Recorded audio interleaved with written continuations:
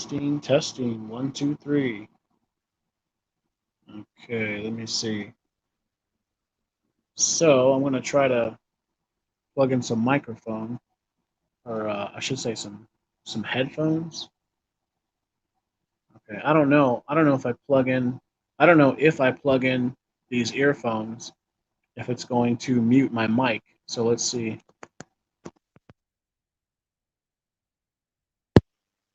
Yeah, yeah, I think it does. Okay. All right, so I'll just play around with this for a little bit. Oh, okay. Okay.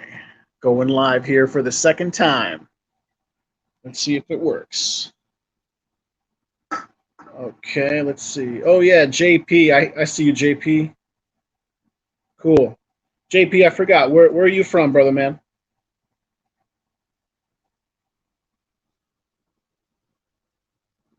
Aussie. Okay. Or I think I see in the comment an Australian flag. So I'm assuming that JP is from Australia. Yeah, cool. Um,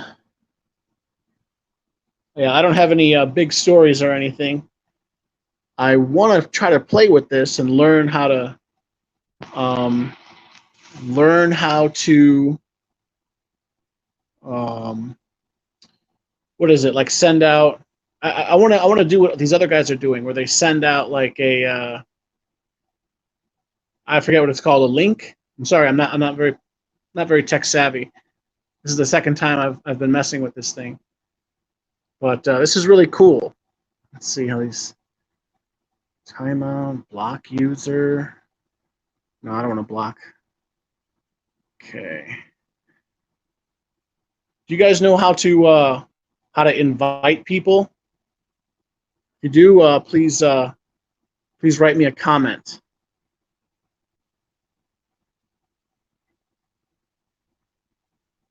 Copy the copy to clipboard.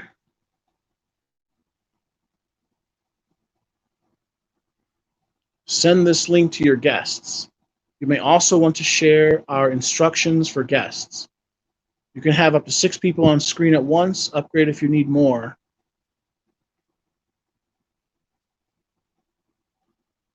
Okay.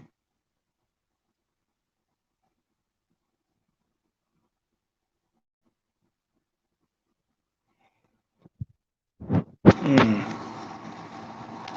Yeah. Post a comment.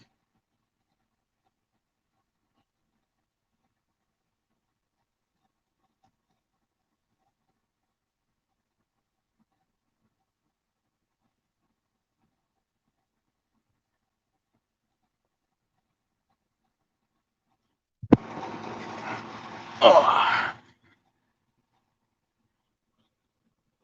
Yeah, I'm sorry, guys. This live stream is going to be a little uneventful. I'm essentially taking this opportunity to mess with the program.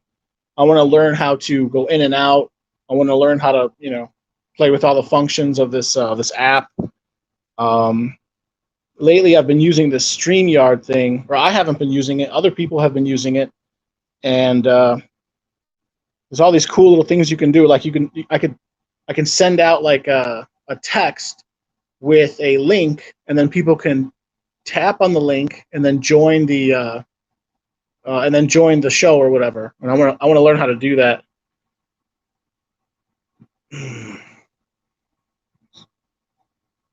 Just button there. Sorry, no idea.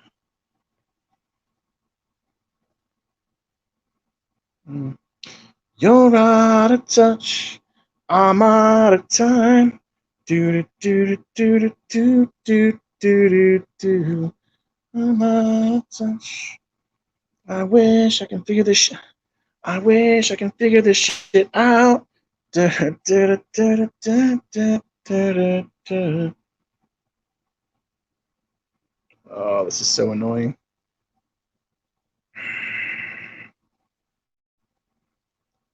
Let me see here. Ah, okay. I just learned how to highlight people's comments. That's cool. Yeah, this is so cool. Hey, Shinobi, what's up, man? I see you, dude.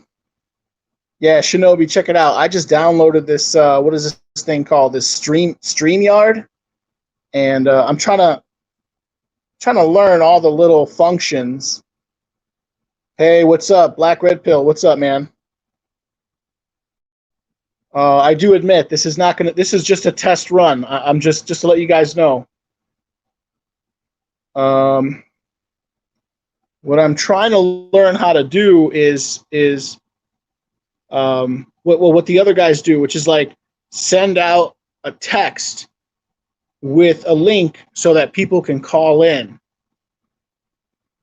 So I got to figure out how to do that. Of course, I should have just watched like a tutorial. That would have helped, but me being me, I had to just jump in.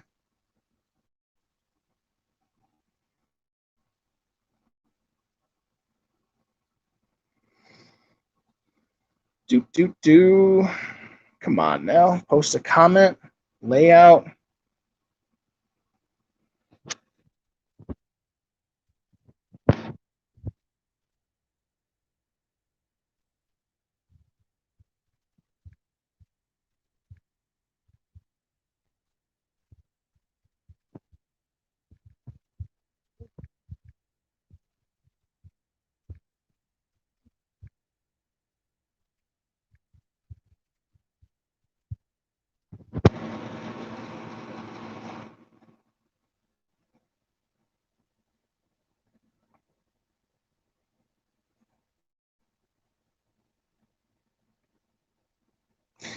Hey, nobody, not me. Just out of curiosity, where are you from? So JP's from Australia. Let's see. I know Shinobi Wan is from New Zealand. I think he's from the North Island. Nobody, not me. I can't remember. Can't remember if I ever asked you. Black Red Pill? Yeah, I don't know. Yeah, all right.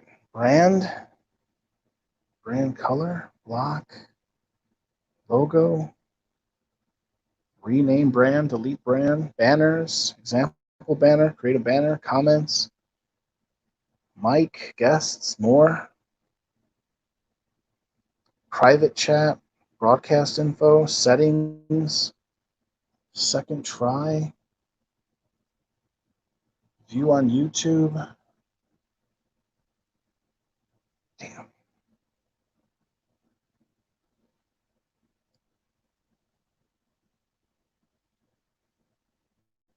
Nobody, not me. Okay, you're also originally from Chicago. Yeah, that's interesting. I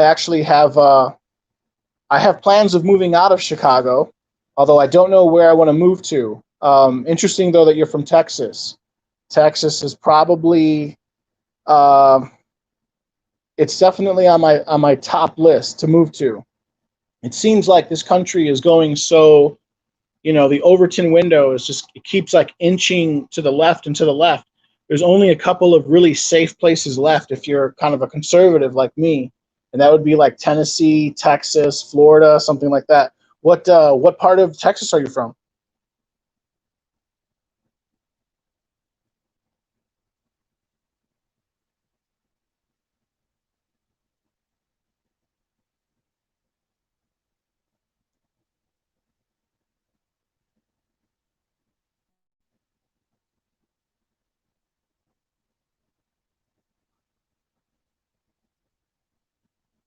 Yeah, right. It says copy and paste.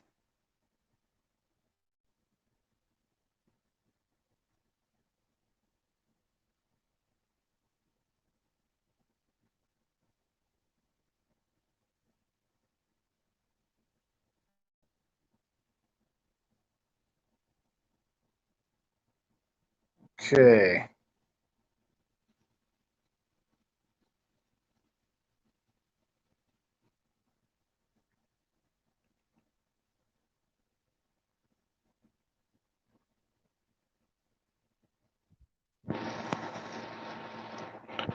Oh yeah. Hey, what's up, Freaky Jersey Tales? I see you, bro.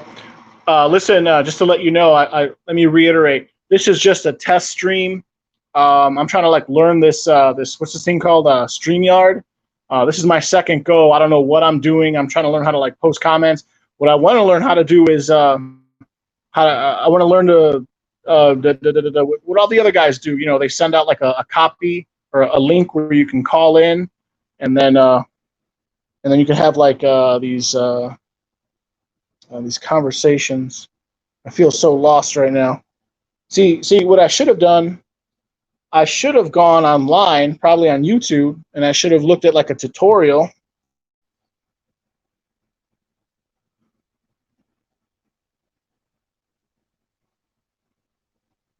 Hey, MGTOW Maddie, what's up, man?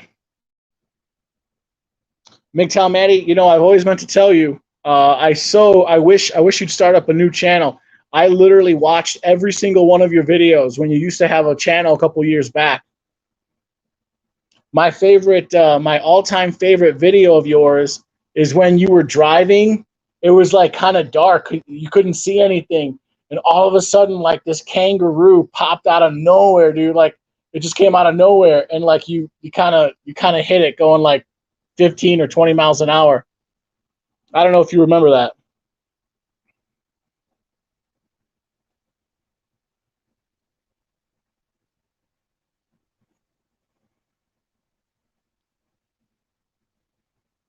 Do, do, do. Do. I wish I could figure this shit out. Guests, invited guests.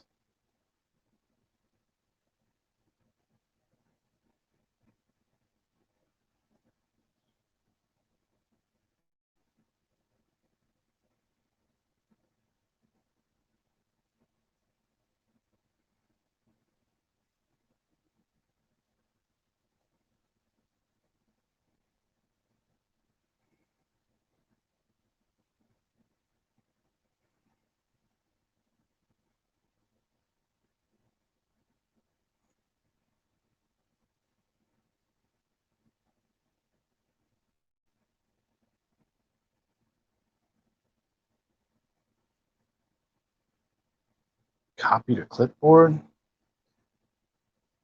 Copy to the clipboard. Post a comment. Come on.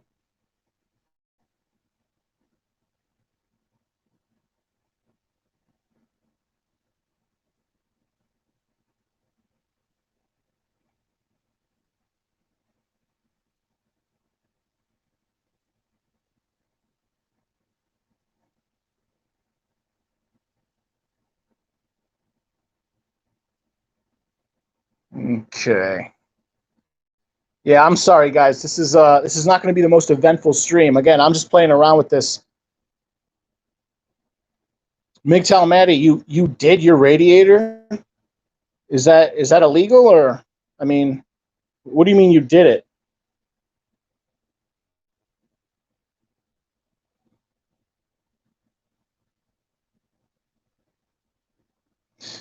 You made videos but said trigger words and got shitty. Does that mean like you raised the ire of your friends and family or people in your community, or does that mean like you were just kicked off of YouTube or something? Were you put in like baby jail or what?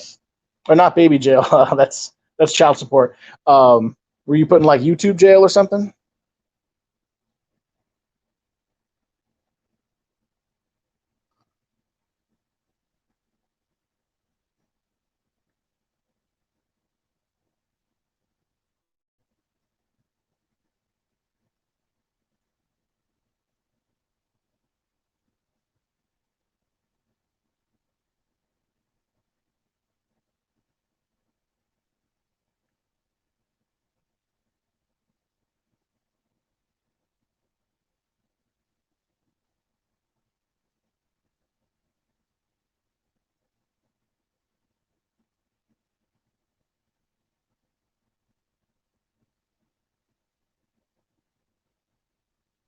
Damn.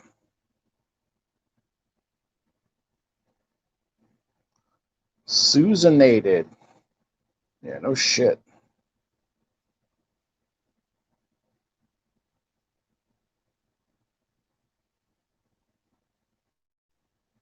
Yeah, right.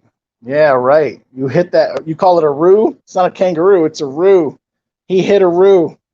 I saw that video. I remember replaying that video or replaying that little segment like 10 times. And it was awesome. It was awesomated. It was awesome. You're driving, and then just all of a sudden, like it just out of nowhere, it just appears, and then you hit it, and then it just runs off, and you start laughing. Okay, guests, invited guest, StreamYard.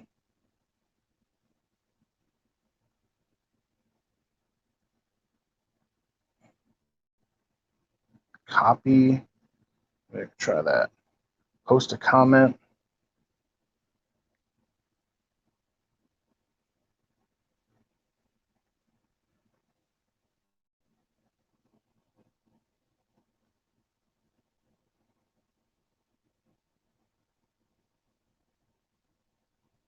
Hmm.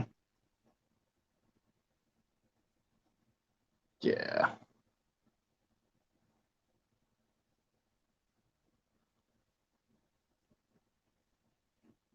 This goddamn piece of shit. Come on. Private chat.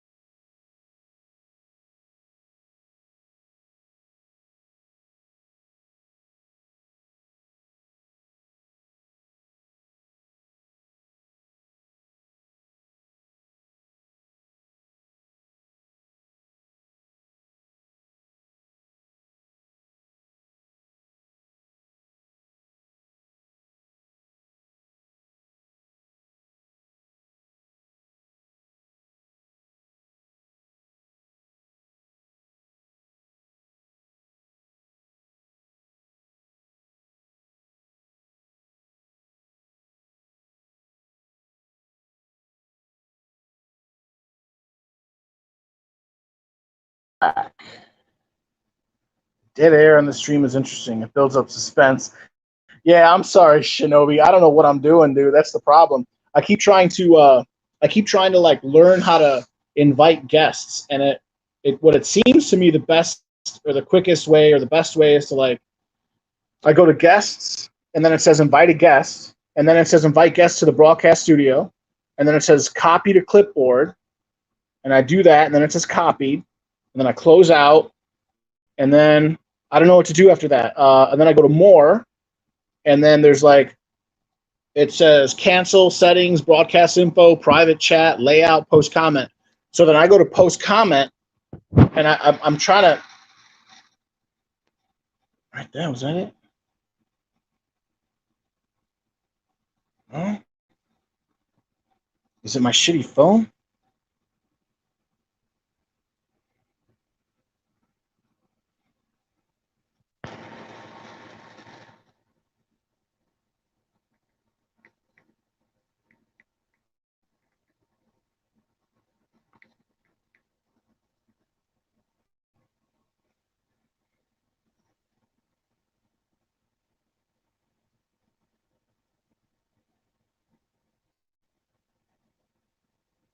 Mick. What is Mick? Hey, Mick Talmati, what is Mick? After it's come.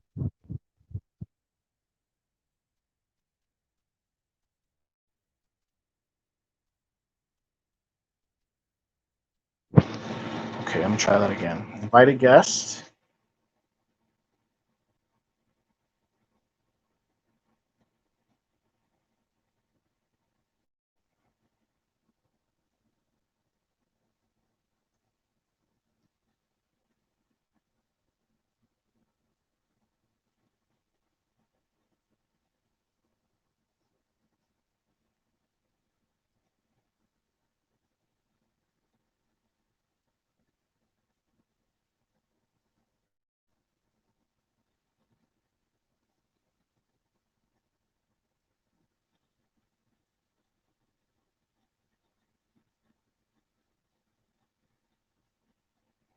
Oh, microphone. Yeah, the mic.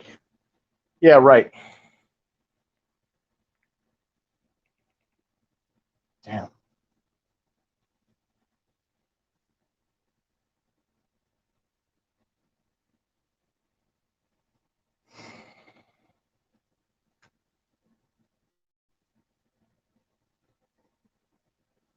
Copy to the clipboard.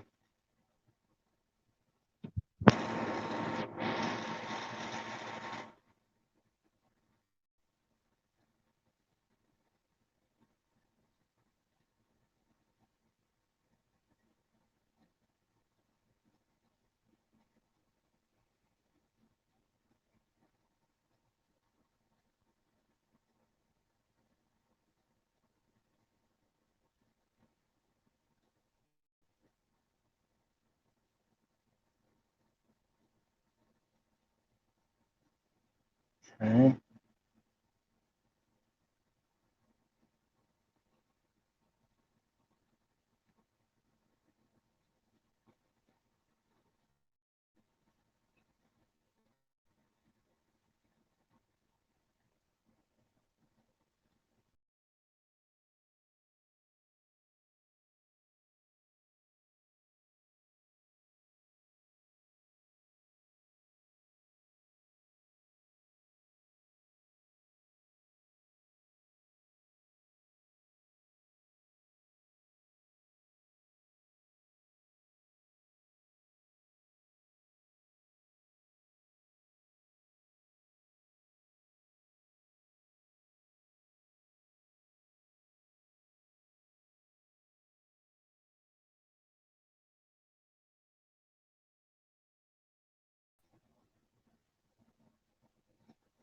Oh no, I'm sorry. I'm sorry, Edwin. This is essentially like a testing stream. I instead of doing my due diligence and going like online and like watching like a tutorial, um, like like I should have done.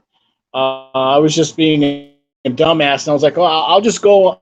I'll just make a stream and kind of mess around and try to figure it out."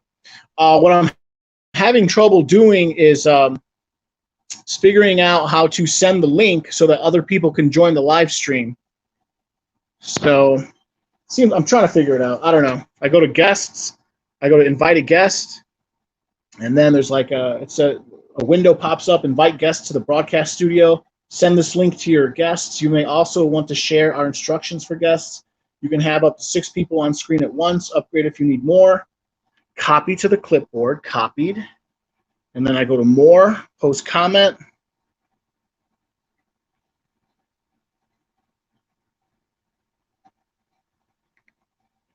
Man, you know what I could do?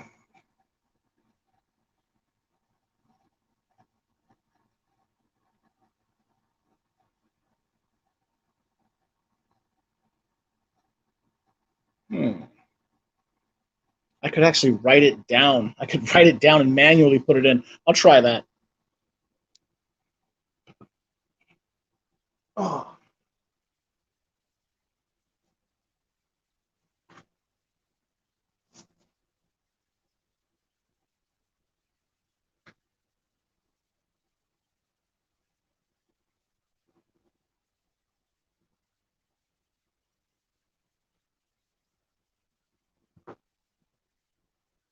Oh.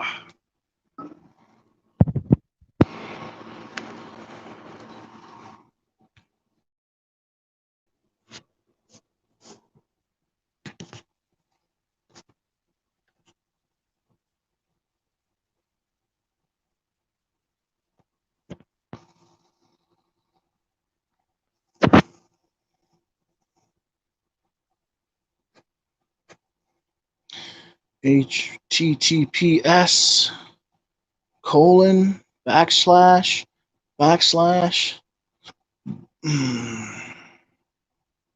StreamYard.com.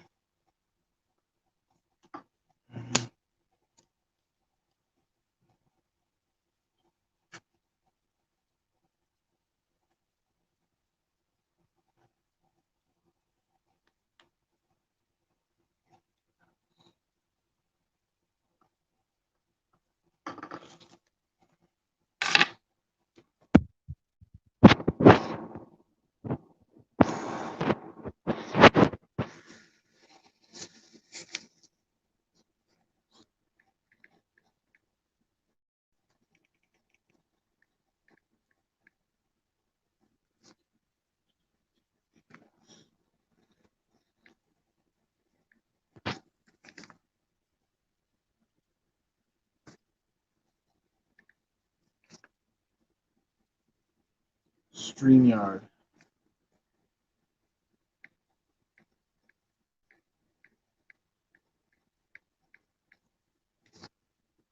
.com backslash R3P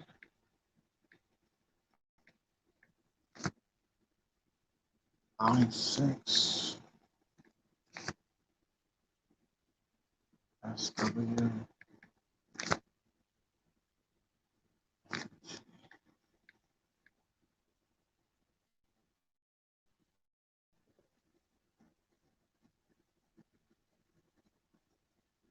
Okay. See if that works. I manually did the whole thing. I don't know. Let's see if that works.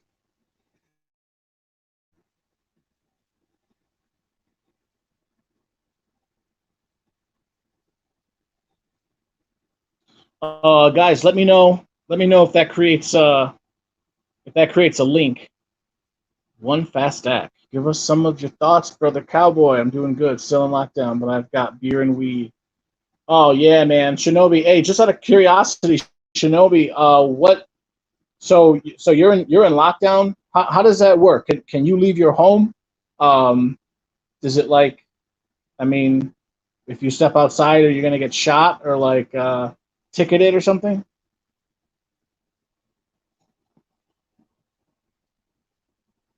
Easy, not as fit as you. Chicken had 10, 8 survive. The goannas, big lizards, got some. Let's see. It looks like a guest is popping up. We'll see. Eric Zombro, add to the stream. Let's see. Hey, Yeah, looks Cowboy. like yeah, what's up? Doing? Is this Eric? This is Eric. How you doing, brother? Good to hear you. I'm doing okay. I'm actually doing much better now. Good, good, excellent. You're coming through perfect. Yeah, good. There's this feeling of well, that I accomplished something. I told myself today I would download this whatever the StreamYard app and then start playing with it. It seems pretty easy. There's a small problem I had though. Like I don't know. Do you have StreamYard? No, Nah, Okay, I don't. okay, okay. So, see, the real problem is I'm not very tech savvy, and I'm messing around with this thing. I don't know what I'm doing. I should have just like taken like a tutorial, but my problem was I well, ultimately the problem was this is my second time, so I'm feeling like anxious. I don't know what I'm doing. What I was trying to do is I was trying to figure out a way to like copy and paste the link and then put it on the chat so people can like tap it or so they could join. But I couldn't do it, so I ended up manually writing it out and then just manually typing it in. I don't know. Yeah, no, there's a way to like just post the link right to your chat in YouTube and Right, stuff. right. I'm sure there is. You should Yeah. probably See, hook that's up the with, problem. you should hook up with Hamster's very tech savvy. Who, Hamster? Yeah. Yeah, I imagine. See, I really should have paid attention back in computer class. Shinobi Wan is also a pretty tech savvy guy too. Is that I don't right? know. I think he's in the chat, but he's pretty tech savvy too. He could probably give you a quick tutorial.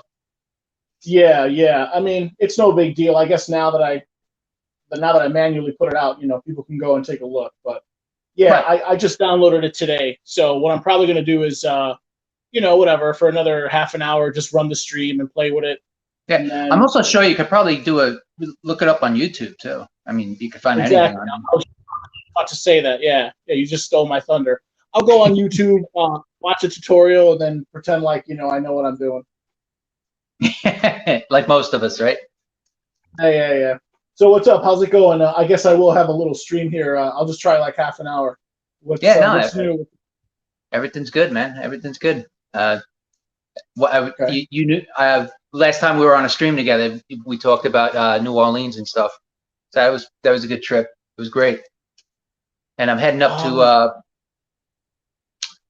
to St. Louis in October, and then for September 11th, I'm going down to John Schneider Studios in Holden, Louisiana. So, okay. Actually, if I can interrupt you and sort of if I could ask you to give me like a slight breakdown of who you are. I remember a little bit about you. I remember you said you were initially from like the East Coast. I thought I remember you said you were in law enforcement. You have since retired out, and can't remember where you said you moved to. It was like Oklahoma or Missouri. I'm a little bit outside of Tulsa, Oklahoma, and I was Oklahoma, right? Okay. Yeah, I'm New York City Police, retired, and I moved here from New York, obviously. Okay. How many years on New York City did you do? Did my full time, 20. Okay, 20. that's right. Yeah, my both my parents actually were but they were Chicago police. And in order to qualify for the pension, I think you have to do it 20 years. Yeah, I did my time, and I moved down here in 2018. So I'm glad I got out when I did. None of these riots and stuff. Yeah, right. And of course now they're rolling out the mandates, which is to me really really perturbing. I'm sorry. The whole defund thing and all the new mandates, and basically making you like the Gestapo to enforce these stupid things. I'm glad I'm out. So glad. Yeah. I remember my dad telling me, you want to join, but I wouldn't recommend you join anymore. And so I sort of took his advice. I don't know. I suppose I could still join. I got a couple years, but I don't know. I had no intention. I mean, if you're an idealist, I wouldn't say. I would say probably not the greatest thing to do. But if you're looking for a steady paycheck and a pension, then yeah. Right. Yeah. Right. Yeah. No, I pretty much made my decision on that. That's a no-go. So, but anyway, what's new and exciting? How is Oklahoma these days? I love it, man. I love it. Everybody's got guns. Everybody's, right. God-fearing, mostly conservative, libertarian, right. A lot of vets. Right. I'm telling you, that's what I get. Man, that's right up my alley. See, look. Yeah.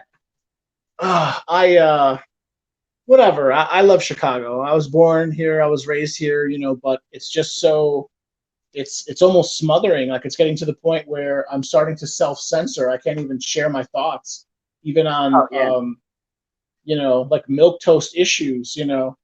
Right. I uh, I remember making a video a couple weeks ago talking about like in certain neighborhoods in Chicago, you can't even call someone who's fat fat.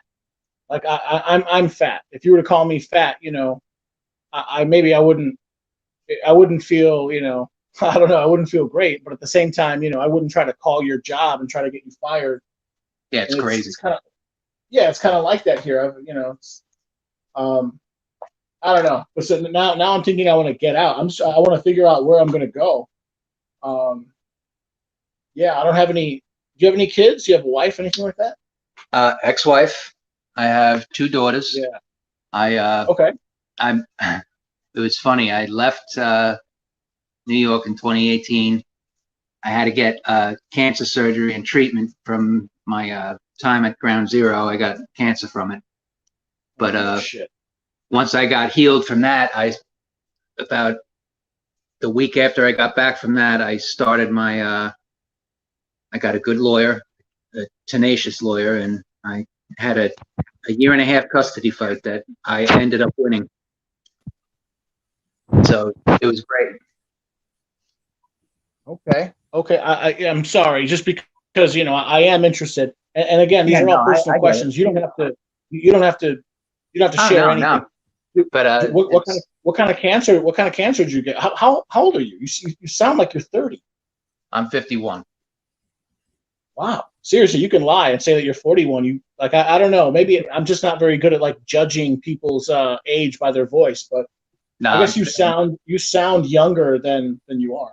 I'm 51, and Okay. I won custody, and I got I fall into the 14% that actually win custody, and I fall into the 6% Right. that actually wins custody and gets to take the kids out of state. So it's Right. Yes. I don't know the exact stats, but I do remember learning. Yeah. I think it's like 84 to 86% of the time. Yeah, you got it. The 80, mother 80, yeah, wins. 86% the mother wins, 14% the men win, and Yeah. 6% the men win and are granted custody at state. And in New York, Right, it's even right. in the People's Republic of New York, it's even worse. I was gonna say, yeah. Yeah, right. In your state, it's pretty it's pretty terrible. I mean, it is awful. Family court in New York is awful. And I'm sure you ended up having to pay a pretty penny, insurance fees and such. Actually, this is what worked out good. She made more money than me. New No York City. way. Yeah, New York No City. way. Okay. Yeah. So she ended up having to keep them on her insurance, No way. Yeah, and right. Okay. and You she you got and she, yeah, good for yeah, you. and she pays me child support, and she Oh, writes. right. Currently. Oh, that's right. I And guess you're okay. So, she your pays me children child. still Yeah, she pays on one kid. My older daughter, she graduated high school, but my older daughter is very bright, and she's doing online college. She got a scholarship, but she landed a medical surgical supply and surgical equipment sales job, and she great. actually moved back to New York, and she bought a house. She's going to be what, 20 now, and she just bought a house in Westchester County, New York for cash. So Wow. Wow. Oh man, I'm so behind in life. Okay. Well, uh, like I said, she's very bright, and she's a shooting star. yeah, she I guess the guy that interviewed her recognized it, and he waived all of the requirements to get the job and gave her the job, and she's been prospering. I'm proud of her. My younger Well, good daughter for is her. yeah, my younger daughter is joining the military. She turns 18 in October, and Okay. that's about it. And then I'm looking to buy a house down here, and Oh, right now you're renting? I rent an apartment. I figured if I was going to die, I didn't want to spend all my money on a house that I wasn't going to live in and lose it all. Right. So Okay. I got my act together and I had to pay off my medical bills because the, 9/11 really didn't, 9/11 Commission and the WTC fund didn't help me at all. They denied me I was going to 5 say, times. I thought they set up a real big fund with like hundreds of millions of dollars, and all you guys got paid. No, God, no. We're all getting screwed. All the people, and as sad as it is to say, all the people that are living are getting screwed. I know of there's about 6,000 or 7,000 people that filed a class action suit. I was just about to say, I thought I heard there was a lawsuit, and then also I thought I remember hearing like, I don't know, the people who run, I guess there's like a memorial foundation, and it was a year ago or something. They said like they didn't even want certain politicians to show up. They sort of gave them the cold shoulder or something like that. Yeah, it's ridiculous. That, and the whole Jon Stewart thing of it's working. It's not working. It's I actually don't know what you're referring to. Do you mind me asking what are you referring to? Jon Stewart, the comedian? Yeah, Jon Stewart, the comedian. He did a big press interview, and he was coming out to praise Trump that the WTC fund is working the way it should and people are getting paid. Yes, some people were, a trickle here and there, but a lot of people absolutely are getting just relegated. Yeah, that sucks. Yeah, and I mean, look, it's to be expected. I mean, you lived in Chicago. Any government bureaucracy that big is going to be a cluster. I mean, it's just to be expected. Sure, but I mean, at the same time, like, I don't know. It's really what's the term I'm looking for? I guess the word I would use is disheartening. It's disheartening when I think of, I work and I pay taxes, right? We all work and we all pay taxes. And just all this money, when you think about it, and you look at some of the numbers, just think about how much money we spend on war. I don't know. If we could spend all these billions on war, why can't we spend just drop $1 billion on? I don't know. I look at it this way: like all that money should have been divided up and just used to pay the medical. Like I wasn't even asking for it. I just wanted my medical bills paid. I had a little bit under $23,000 in medical bills when you added in the interest, because I had to lay out. I got 2 rounds of radiation treatment, so I had to lay out $8,800 each time as a copay. So then, I'm curious to ask you, the New York Police Department didn't pay for that? I mean, God no, God no. If there's one thing I thought police had was excellent insurance. No, they did. I mean, that was just what I got stuck paying. That was part of my copay. Oh, that was part of your copay. I see. Right. I see. Wow. So I mean, it was just crazy. So now that I've got my financial house in order, I'm looking to buy a house now and really get down some roots here. So. Yeah, right. Okay, so do you see yourself like? In fact, hold on. Let me take a second. I think I see MGTOW Matty in the MGTOW Matty. Are you there? Yeah, MGTOW Matty. He's been in here for like 3 or 4 minutes. Yeah. I thought maybe he was just being like totally reserved and very respectful. Maybe he's away from his phone or something. So I think I see someone else from the guests trying to come in. Let me see. Black Red Pill. Okay, I'm gonna bring in Black Red Pill here. Yeah, bring him in. He's awesome. Okay, let's see if that worked. Did that work? Black Red Pill. Are you here? Can you hear us? Okay.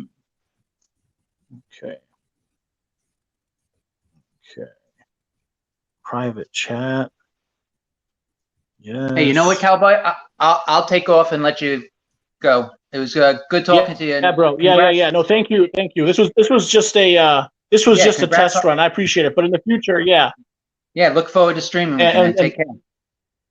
All right, man. Peace out. Bye. All right, bye now. All right, you guys there?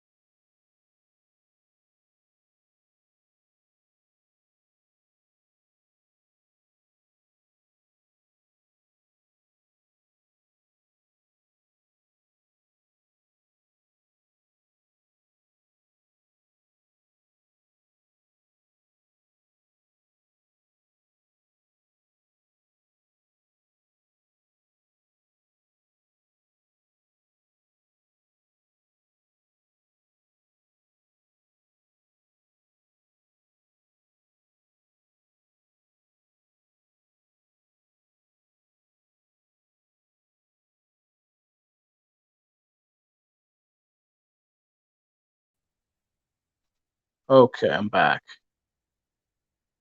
Okay, I'm back, right? Can you guys hear me now? I think I muted myself.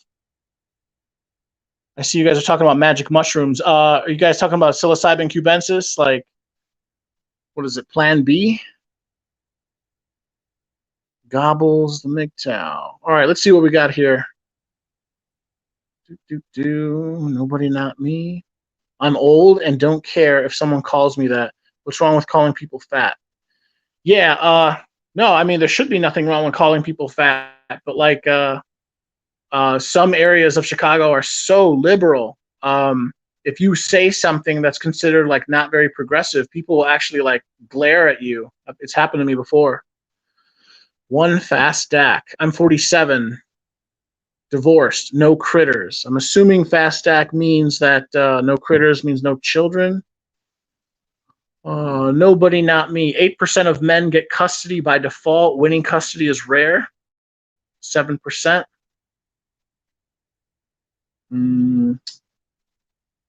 Good for her, brother. She has a good father. I'm assuming that's one fast stack talking about Eric Zimbardo, or I forget his last name. It begins with a Z.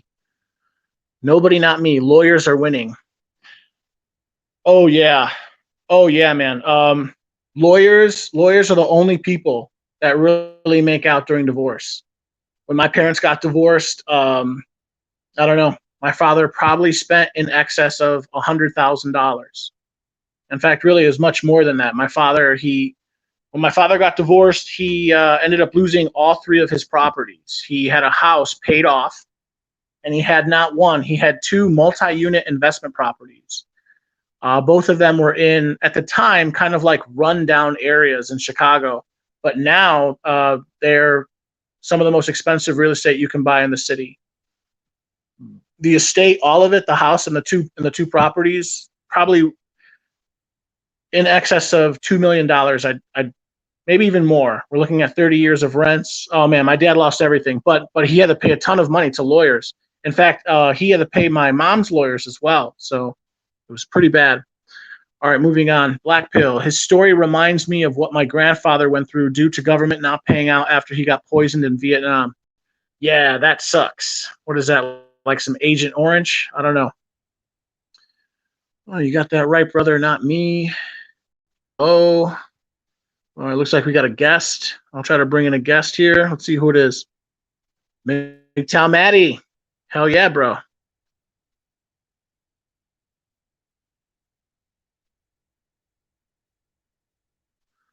All right, MGTOW Maddie, if you're there, let me know. All right, black pill, black red pill. Apologies for the sudden jump in and jump out. I was trying to test it out myself. No problem. No problem, bro. Edwin Mejia. Hey, Edwin Mejia, you know what? I meant to ask you. Hello? Hey, you got me? Oh, I blow him, eh? Is this MGTOW Maddie? Hello? Yes, hello. Can you hear me? It is MGTOW Maddie. Wow, what's up, man? Long time. I can hear you good. Man. Yeah, bro. Seriously, no joke. It is. Yeah, the one and only. I remember. This was years ago, bro. This was like at least 5 years ago, maybe more like 6 years ago, maybe even more like 7. I can't remember. It's at least 5 years ago.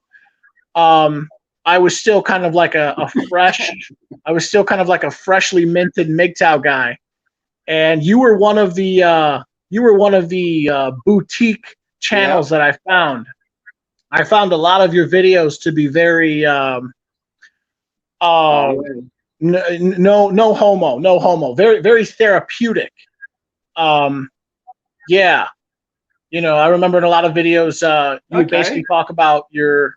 Yeah, good. What's that? Well, anyway, I was going to say, I remember in a lot of videos you would talk about. Yeah, no, it's good. None of my videos.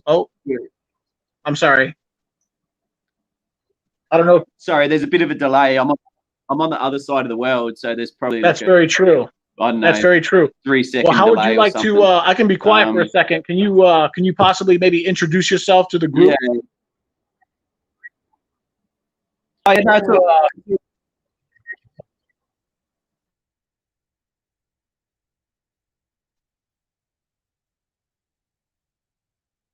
Okay.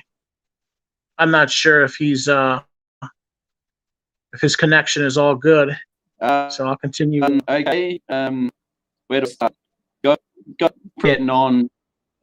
Oh, I'm sorry. Is this okay? Your end? I'm sorry. Your connection seems a little garbled. Like the connection is not as strong as it could be. Maybe I don't know. Maybe try like exiting Yeah, out. I'm on satellite. Okay. Can you hear me now? Yeah, all right. Okay. Yeah, It looks like you're I can starting. hear you perfect. I'm going. Okay. At times you're coming in perfectly, and then at other times it seems like it's a little more choppy.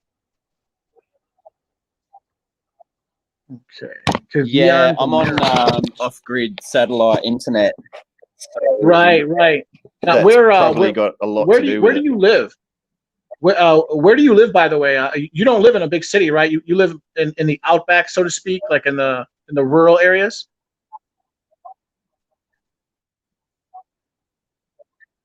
Yeah, yeah, that's true.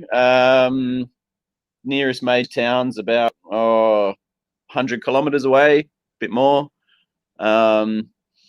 But yeah, it's pretty remote. I live on a farm, and yeah, discovered the red pill about 10 years ago. Sure. Yeah, right. I'm 37 now. I discovered the red While I pill was maybe like still 6 in or the 7 years relationship, ago. and it really could actually watch my miss playing games in the games that she was playing. I was watching in real time, and I'd watch a video from Stardust or Barbarossa or Sandman or someone back in the day, and then I'd watch the behaviors getting played out in front of me in real time. It was pretty amazing. Sure. And the one that finally did it for me, the video that finally did it for me,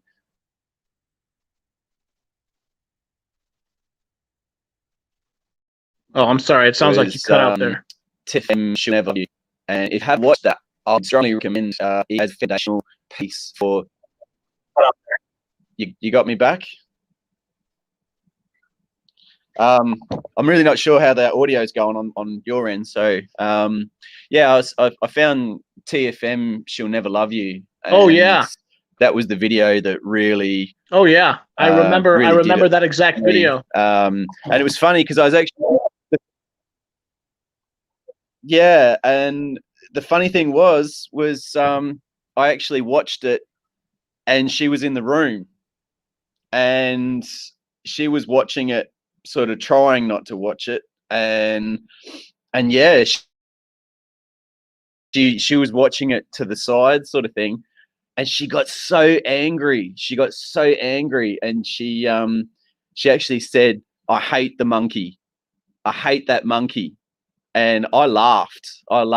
And it wasn't probably 3 months later that we actually broke up properly, and she tried to put the screws on me financially, and I just said, look, there's the gate. We're on the farm at that stage. I said, there's the gate. You can leave anytime you want.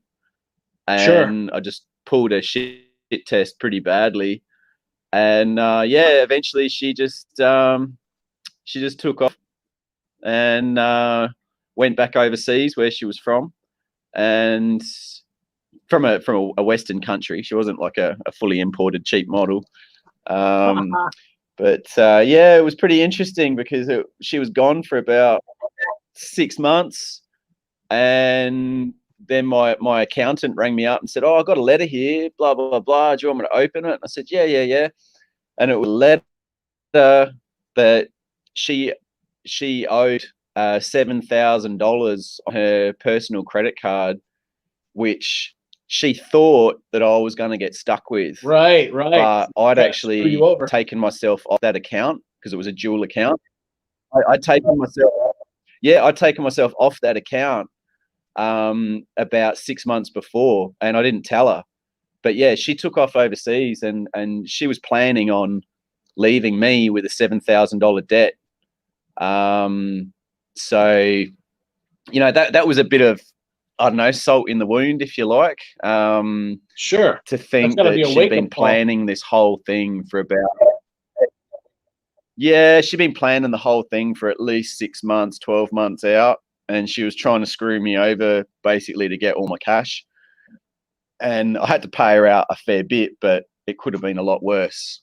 Okay. So And yeah, that was really married. the, You weren't just a boyfriend, girlfriend. You guys were married?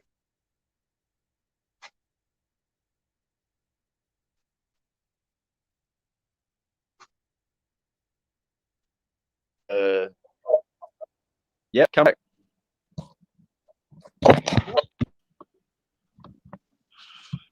It's pretty quiet. Don't know what's going on. Oh, I'm sorry.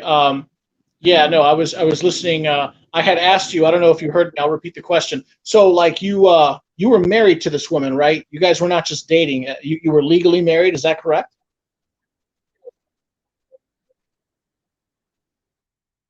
No. No. This was I was in a 10-year marriage before, or 10-year relationship, full time for about, I don't know, 6 years.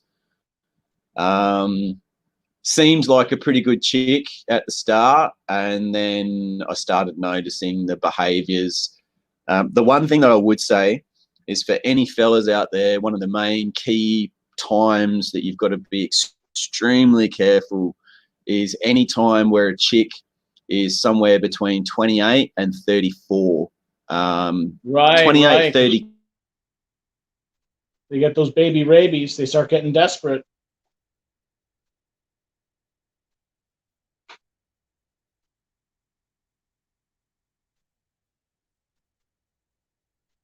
Two.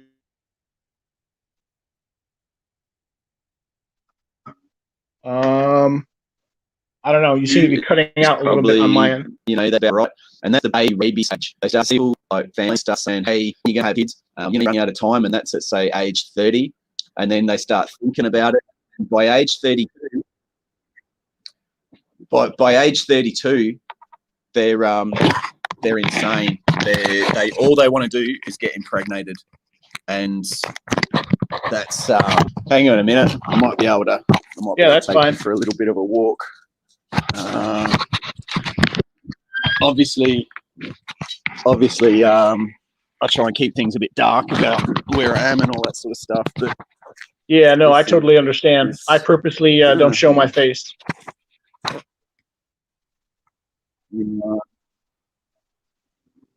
Yeah, there you go.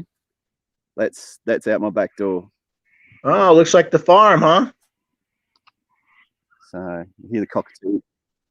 Yeah, you can hear the cockatoos in the background. It's a old tractor I've been working on, but it's doing pretty good. I don't know if you can hear the cockatoos. Yes, I can vaguely hear. Yeah. Anyway. Oh, hang on. Yeah, they're in the background there. So anyway, I'll probably do something a bit later on the live stream. But yeah, no, it's been a real trip. The whole watching the whole movement grow. Well, sorry, philosophy. What am I saying? Yeah, watching the whole thing grow gradually over time. More and more those sort of seeing the benefits of it. Absolutely. And really, that's it. It's all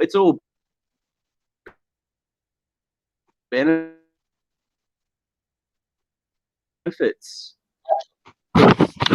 As you were saying the other week, you can always hire one if you need one. And there's that great line, you know, if it floats, F's or flies, it's cheaper to hire it. It's better to hire it. Rent it, don't buy it. If you've ever had a boat,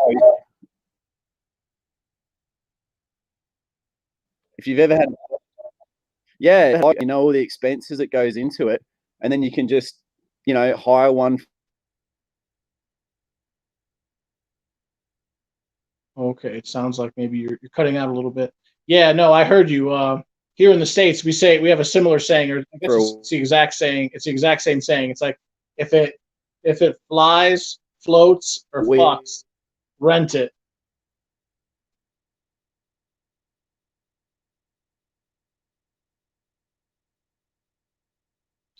Oh, McTown Matt, it looks like you're cutting out a little bit. I can't hear you. Do. All right, you got that right, brother. Black red pill. Each age group of women has its own unique cautions. Just be aware of each phase. Yeah, yeah. You know, I remember during let's call it my MGTOW journey. I remember, I guess in my like mid 20s, in my mid to late 20s, I started to have like MGTOW notions. I started noticing that the girls in my age group, the girls, let's say, who were like 25 and over, they weren't really about like having fun anymore. Everything became much more serious. You know, where are we? What are we doing? What, you know, are we going to get married? You know, it was.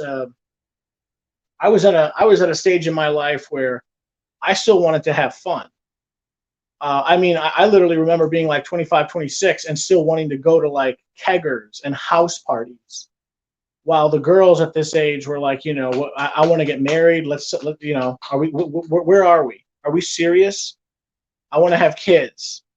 How come, you know, are you ready to buy a house? You know, it's like, not even, no. But yeah, it seems like the girls that are the most fun and that are the easiest are like um, the girls in college and immediately out of college. So like 20, 22, 24, 25, maybe even 26. But at around 25 or 26, that's what happens. They get all, you know, what's it called? Their biological clock starts to, you know, tick tock, tick tock, tick tock, and they just become much more serious. And if you're not with their, if you're not on their program, a lot of them are just like, screw you, later, bro. So, but yeah, we men, you know, we could have kids in our 30s or 40s or even 50s, so we don't really worry about that much. Anyway, yeah, if any of you guys want to call in, I wouldn't mind it. I'd probably like it. It would give me more experience playing with this app. I know I manually typed out the link. If you want to go up and tap on the link. So anyone wants to call in, please do. You're totally welcome.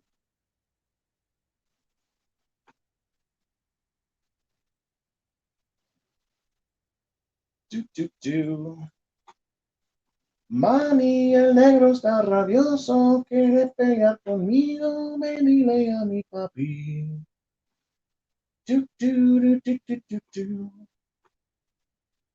So I'm also playing this video game right here. It's this turn-based strategy game. I don't know if you guys have ever heard of Medieval Total War. Oh, it's my new favorite game right now. Let's see here. We got Black Pill Red, OMG. Black Pill Red. Is that better bachelor advice I hear? I don't know what advice you're referring to, Black Red Pill. But I like Better Bachelor. He's pretty good. Let's see. No, nobody, not me. At least boats and planes won't take you to court. To court? It probably means court. Oh, yeah, right. Okay. I think, okay. Yeah, court. Haha, or give you crabs. Yes, or worse. God. Herpes, the most obvious sign to avoid the harpies. Yes, good play on words there. Eric Zombro, Tony Randall. I don't know who Tony Randall is.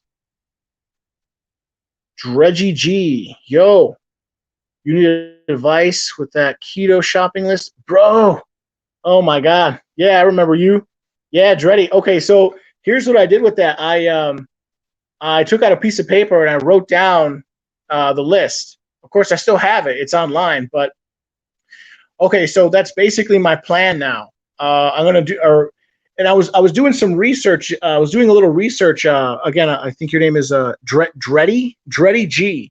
I was doing a little research. Call it whatever you want. Apparently, a very common term for it is called keto, but it goes by many names. It's like what is it, like keto, paleo, or I guess that's short for like the Paleolithic diet, the keto diet, Paleolithic. The Atkins diet, I believe they also call it. What is it? The South Beach diet. It goes by many names, but it seems like it's all these things you're talking about are essentially like some derivative of what originally was called the Atkins diet. I was doing a little reading on it.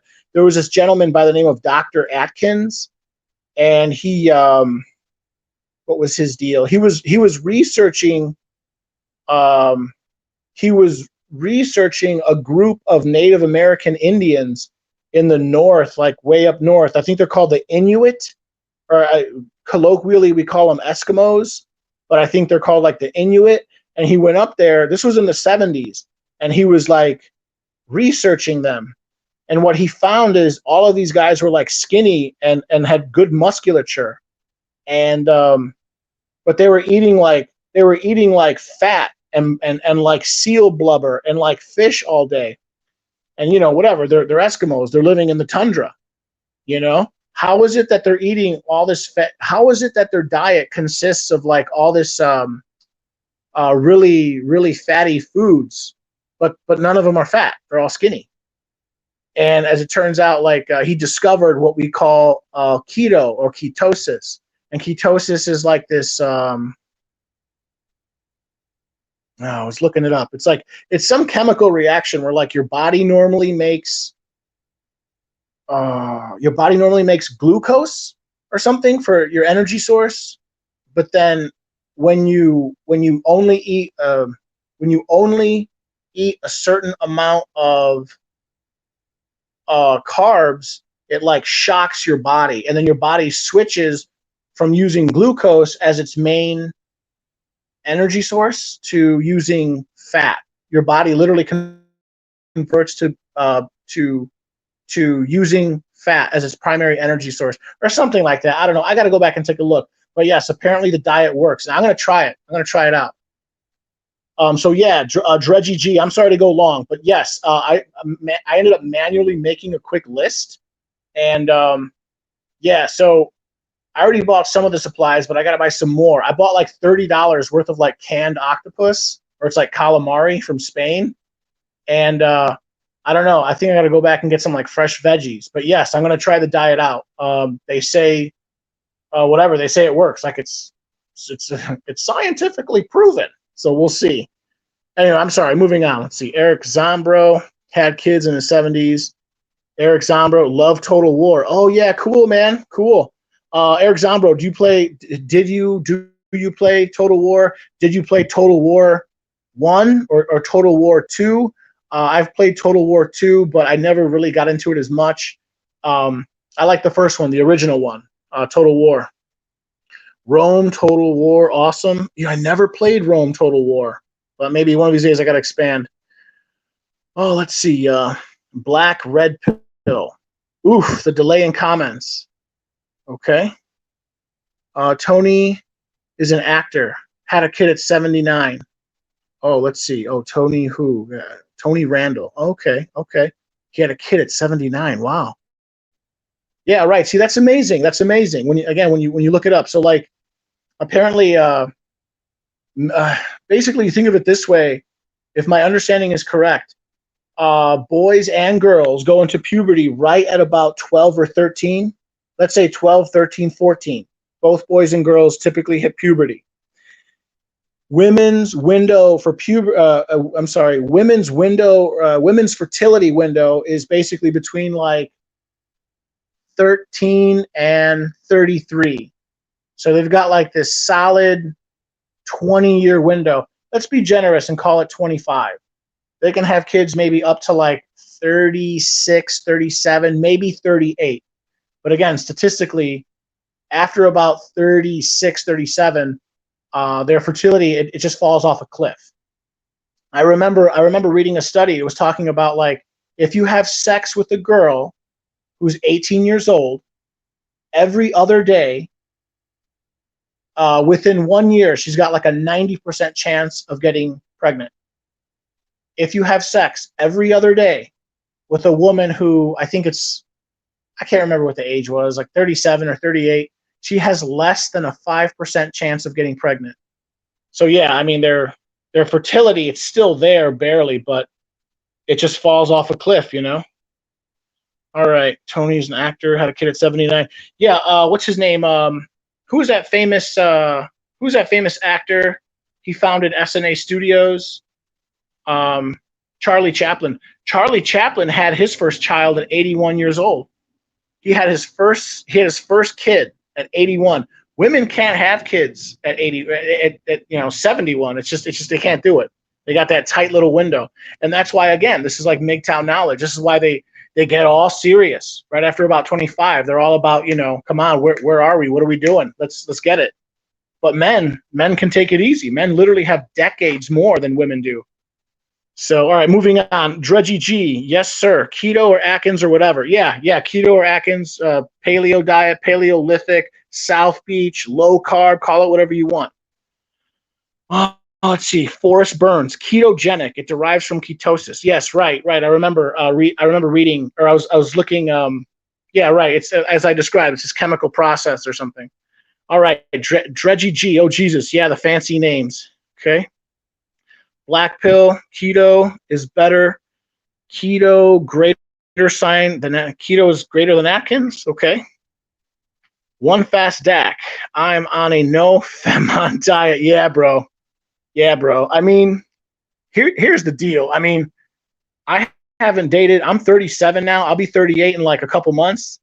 What I do, see, this is Chicago, and sometimes in the city, it's a big city. Sometimes in the gritty city ain't nothing pretty. What am I trying to say? There are places you can go when you need certain things. If you want to procure certain types of services, you can do it. And then what you can do is you can meet these people and then establish a relationship, and then next thing you know, man, you got like a little black book, and whenever you need something, you just make a phone call. You get these girls on speed dial, and they're always looking for fast cash, or I'm sorry, I shouldn't put it that way. What I mean to say is I have friends who do things for money.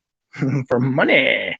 All right, moving on. MGTOW Maddie, not sure what went wrong at SAT. Was it like satellite uplink or something?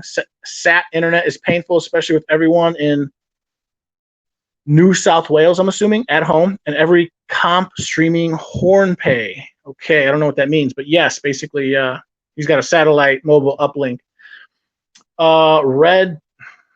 Black red pill.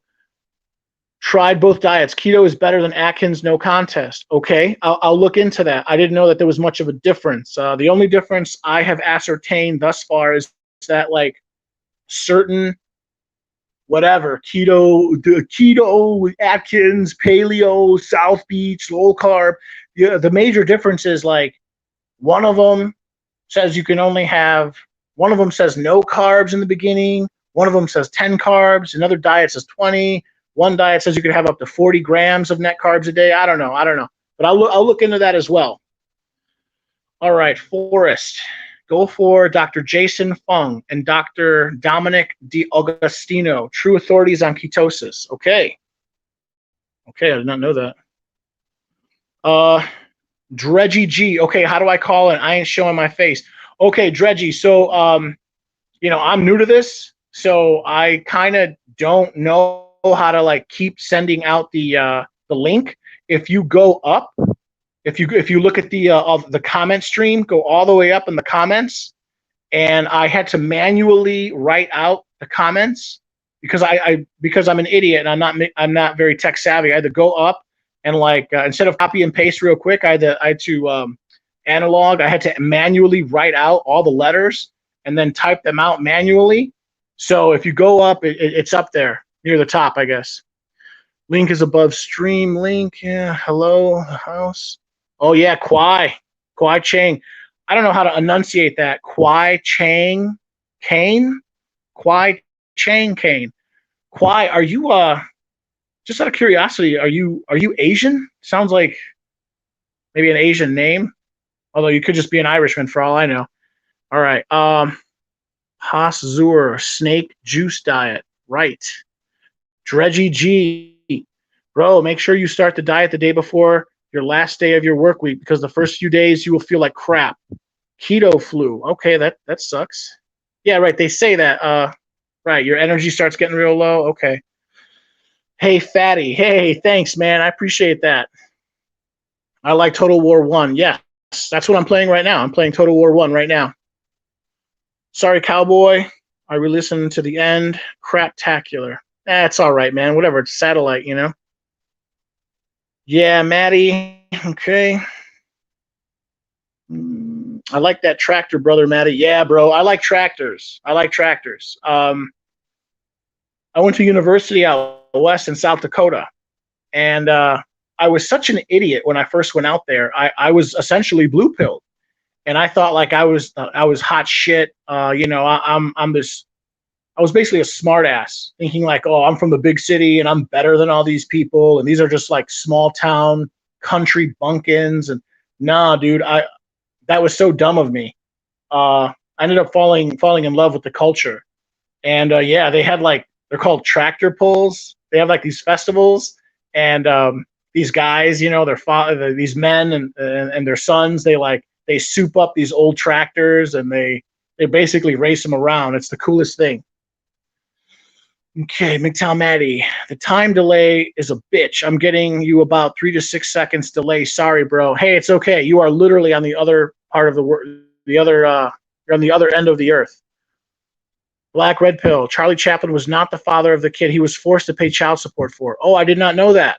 Oh, I'm sorry. I stand to be corrected. MGTOW Maddie, the brand new case, 60B. Yes, made in the good old USA is over the other side. Okay. Kwai Chang Kane. I'm 61 and looking for a hot breeding woman. Yeah, man. Yeah, that's what I want to do. Probably at about your age. Probably right at about your age, actually. Here's my plan. I'm 37 now. I want to retire right at about your age. Maybe a little bit sooner. Late 50s, 58, 59, right around then. And then I want to go like I don't know. I want to have children through surrogacy. And I think I want to go to like, I don't know, Moldova, Bulgaria, the Ukraine, Russia, maybe. I know other countries offer surrogacy, but like, you know, I want to go to a white country or like a white Caucasian Western country. I'm Hispanic, but I'm like a white Hispanic. You know, when most people see me, you know, they don't think that I'm Mexican. I'm actually half Mexican. My father was born in Mexico. But yeah, like I consider myself white. I want to have a white kid, and so I'll probably go to Russia or something and find some hot bitch. And you know, the younger the better, right? I'll try to get some girl who's like 18 or 20. So, moving on. MGTOW Maddie. Maybe I should get the twin turbo out for a warm up. Yeah, bro. Black Red Pill. His blood type was not capable of producing the kids as he was A and the kid was B, but the mother was not B. Aha. That's interesting. So there's scientific evidence to buttress that, to buttress the fact that he must have not been the kid. That's interesting. Okay, that I did not know. Edwin Mejia. Hello, Kwai Chang Kane. Hey, Edwin, where are you from? You speak Spanish by any chance? Eric Zambro. After 27 through 29, the bio clock is on their minds for sure. Oh, hell yeah, bro. Oh, hell yeah. All right. Black Red Pill. He was the Beta Bucks. Yeah, man. You don't want to be the Beta Bucks Deluxe, man. I'm telling you. Beta Bucks Deluxe. Don't be that guy. Look, there's 3 types of guys. All right. Or you know what? I see a guest popping in. I'm going to see if I can get this guy in. MGTOW Maddie. Add to the stream. Hey, All right. hey, brother. I've just turned off a bit of equipment, so I'll see if that's any better. Yeah. No, that's cool. We'll see. Hopefully. Can you hear me? Yeah, I can hear you good, but there's about a 2-3 second delay there. So, yeah, if we just sort of pause a little bit, or we do the old radio sign over. Right. Okay, yeah, we can do that. That sounds fun. I'll practice my radio voice thing. Over. Yeah, roger that. That sounds good, over. Oh, I blow him, eh? Piss off the piss golf. Yeah, so to finish that idea, what was that? He was a Beta Bucks Deluxe. So says Black Red Pill. Yeah, man. You know what? I want to share with you guys. I remember hearing this from Paul Elam. You guys probably remember, or at least have heard of Paul Elam. I was watching one of his videos, and he was relaying a story. He was relaying a joke that his friend, who happened to be Jewish, told him. And the joke goes something like this. Suppose 3 friends go to dinner. And the 3 friends, they all get the same dish of food. Let's say it's like spaghetti with meatballs. And it's a real saucy. It's a real saucy dish. And when the food comes, guy number 1 accidentally spills food, his entire dish, on guy number 2. And then guy number 3 comes along and he cleans it up. And as his friend told him, the guy who spills the food is the schlemiel. The guy he spills the food on is the schlemazel. And the third guy, the guy who cleans up the food or the mess, is the schmuck. And the punchline of the joke is, don't be a schmuck. So, you know, Black Red Pill here is saying he was the Beta Bucks. Yeah, you don't want to be the Beta Bucks. You don't want to be the Beta Bucks Deluxe, right? You don't want to be the cleanup guy. These women, when they're young and hot, they seek out the Chads or the Tyrones or the Miguels, and then they get pregnant, and then they show up at your door with, you know, a kid or maybe 2 kids in tow, and then they're looking for Mr. Beta Bucks Deluxe to pay all the bills, and then they're going to throw you sloppy seconds. I say, I don't know if I can swear on the stream. I'm not sure. I say, screw that, bro. Screw that. Don't be the Beta Bucks Deluxe or whatever. In the Red Pill, we call it Beta Bucks Deluxe. In MGTOW, I think what do we call it? I can't. Is it the Beta Bucks? In the world of psychology, we call it the female dual mating strategy. That's what women do. They practice a dual mating strategy. They want the genetics of the hot guy, the big, tall, strong hot guy. And then when they get ran through, then they got kids by that guy. Then they seek you out to try to get your money. Don't fall for it. I'm sorry, I'm going long there. Kwai Chang Kane. Yeah, the other thing. I'm sorry. Go ahead. The other thing that people don't really think. Sorry. The other thing that people don't think about is genetically, it's actually advantageous to have multiple offspring by different fathers. Yes. And then if you can get a good provider, someone who's not going to leave, someone who's going to stay there, pay the bills, and basically be on the plantation, then that's advantageous. So it's really, you know, we don't hate women. We understand women. No, it's not we hate. understand It's not their hate. nature, their psyche. And that's where a lot of these blue pillars and you know, sirs, the self-improvement roaches, they get it really wrong, because they're still in the mindset that they don't understand these things, so they can't be true. When they start getting them pointed out, they start questioning their own situation in life. And I've seen the reaction to some comments that I've made in different videos, and the defense, the cognitive dissonance is just unbelievable. And they throw up every argument to try and counter it. And you're like, water is wet, the sky is blue, women have secrets. But now we're starting to know the secrets. Now we're starting to know the secrets, and we've worked them out. And, you know, females have had this knowledge for thousands of years, and they've kept it to themselves as far as what their true nature is. You've only got to read the Bible. I'm not a religious man, but if you read the Bible, there's plenty of quotes in there about a good example is women at the well. So they go to the well to talk and you know, all that sort of stuff. Well, as a great example of a humanitarian project that was in Africa, and they could not figure out why the water pump kept breaking. This water pump, they put it in, it'd break, all sorts of things went wrong with it. Parts would be missing, contaminated fuel, bent spark plug, like all sorts of stuff. And they finally put a cage over it, and it kind of stopped it.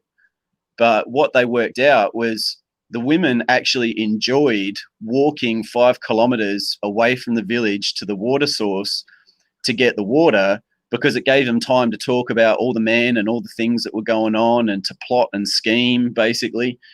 And that's why they kept sabotaging the pump. So they ended up taking the pump out, and all the women were happy again. So it's just a good example of women really needing that time to go and plot and scheme and plan and be around other women where they've got that support and keep that knowledge to themselves. Well, now with psychology, you know, and philosophy, and people like Stefan Molyneux using facts, data, and statistics to back up their argument, and women and blue pillars have really only got feelings, and they say, oh, but you know, that's not fair, or women are people too and they've got feelings, and all these arguments which don't address the actual point. They're just deflections. Anyway, over. Yeah, wow. Okay, so that's quite a lot to talk about. Let me give my take on what you just said. First off, let me say I have never heard of that particular study. I'm going to have to look that up. I fancy myself an armchair psychologist. My stepmother's mother was a doctor twice over. She was first a medical doctor, and then she went back to get a second doctor PhD in psychology. So she was a medical doctor, and she was a I'm sorry? I'm a PhD. Sorry, it's the Kevin Samuels take there. Over. Oh, okay, I got you. I'm sorry, I didn't catch that reference. Yeah, so anyway, she was a highly educated woman. This was back in the 60s when that was still kind of rare, especially to be a PhD twice over, or again, a PhD and a medical doctor. First a medical doctor, I think she was like an ENT, ears, nose, and throat.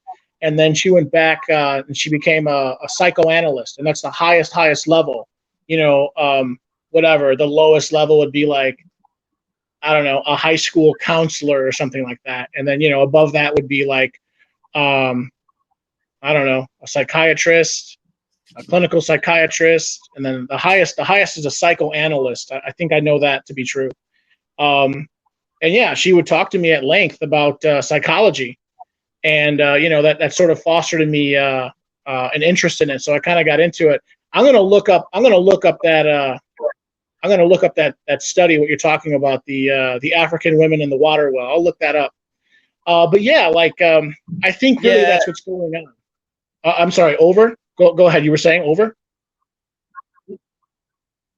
Yeah, I don't think it's a study. It's a good story. I think you'll find it somewhere. I got told it by a guy who was in Rwanda about 20 years ago doing like humanitarian projects and other inverted commas things.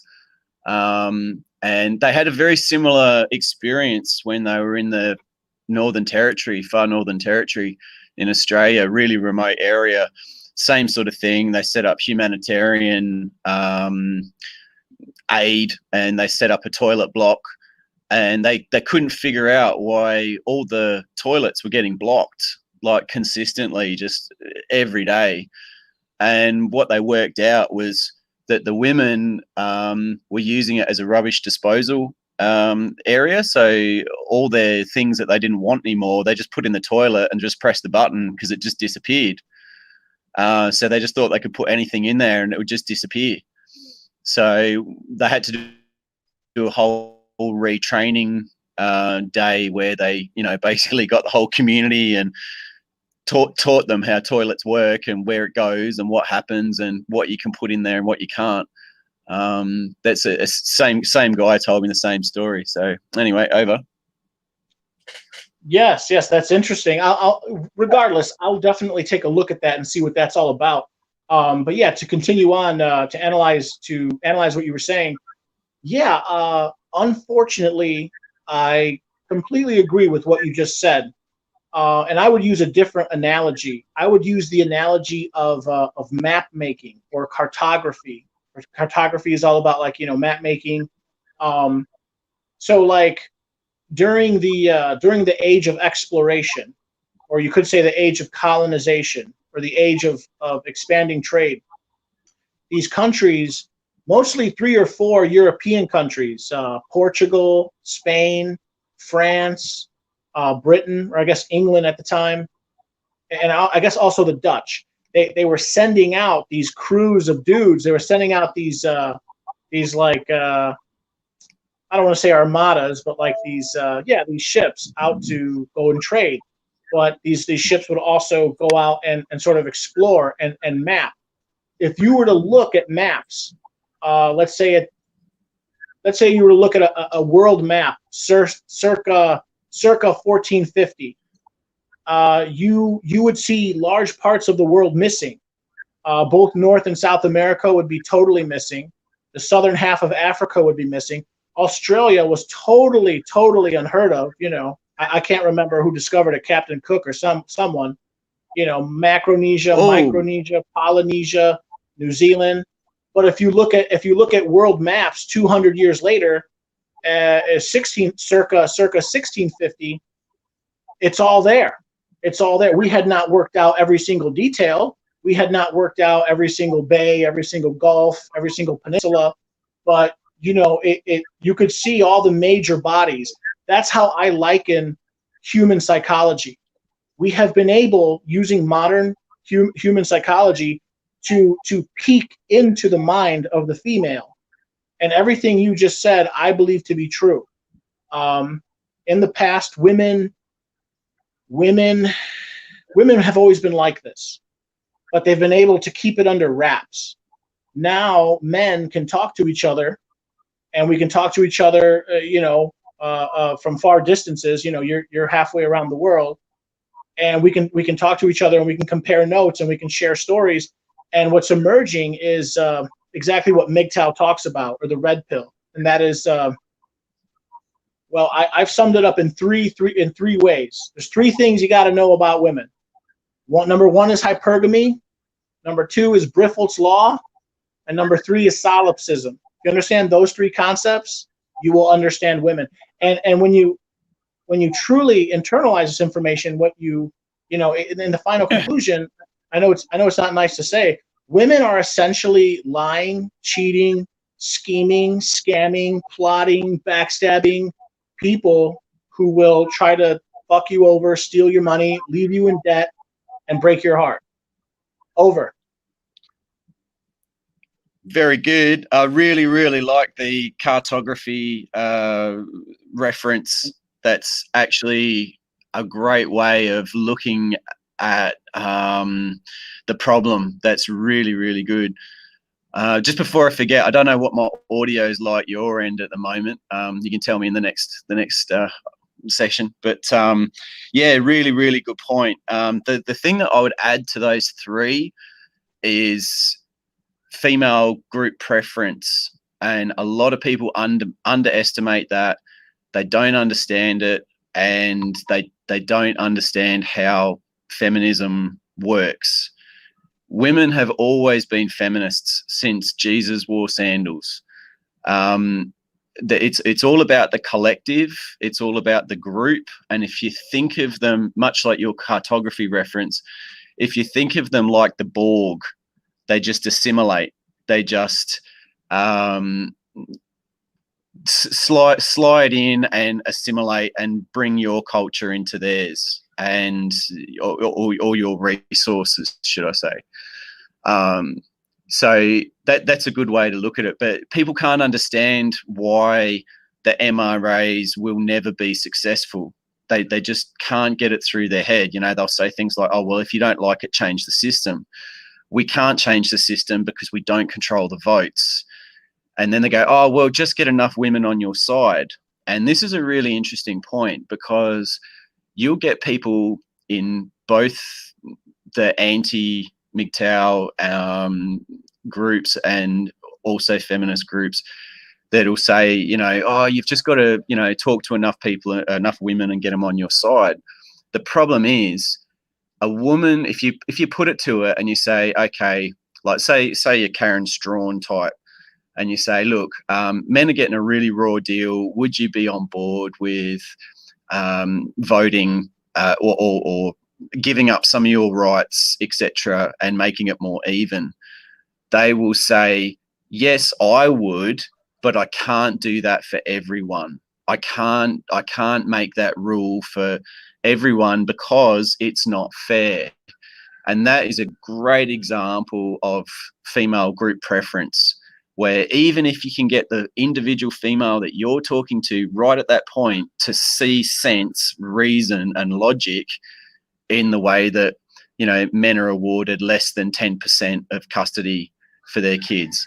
A lot of men have to fight like cat and dog to get anything. A friend of mine right now, Cowboy, is spending $70,000 Australian, and he's just employed a Queen's Counsel at $660 an hour. A Queen's Counsel, man.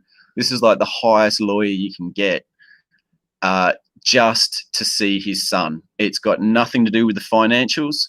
It's just to see his son. So she's been pulling strings for about a year and a half, and she's tried every trick in the book. You know, she's having to get him drug and alcohol tested, even though he's never had a problem. He's a top fella. Like, I would trust him with my life. No problem at all.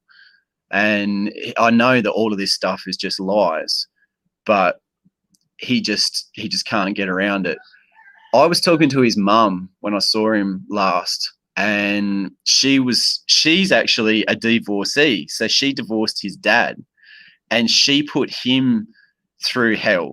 So now she's seeing it playing out in real time with her own son, and she can't see her own grandkid. And all of a sudden, she thinks it's unfair. But when I talked to her and I said, look, you know, how would you feel about changing the laws and stuff? She said, oh, well, I wouldn't have a problem with it.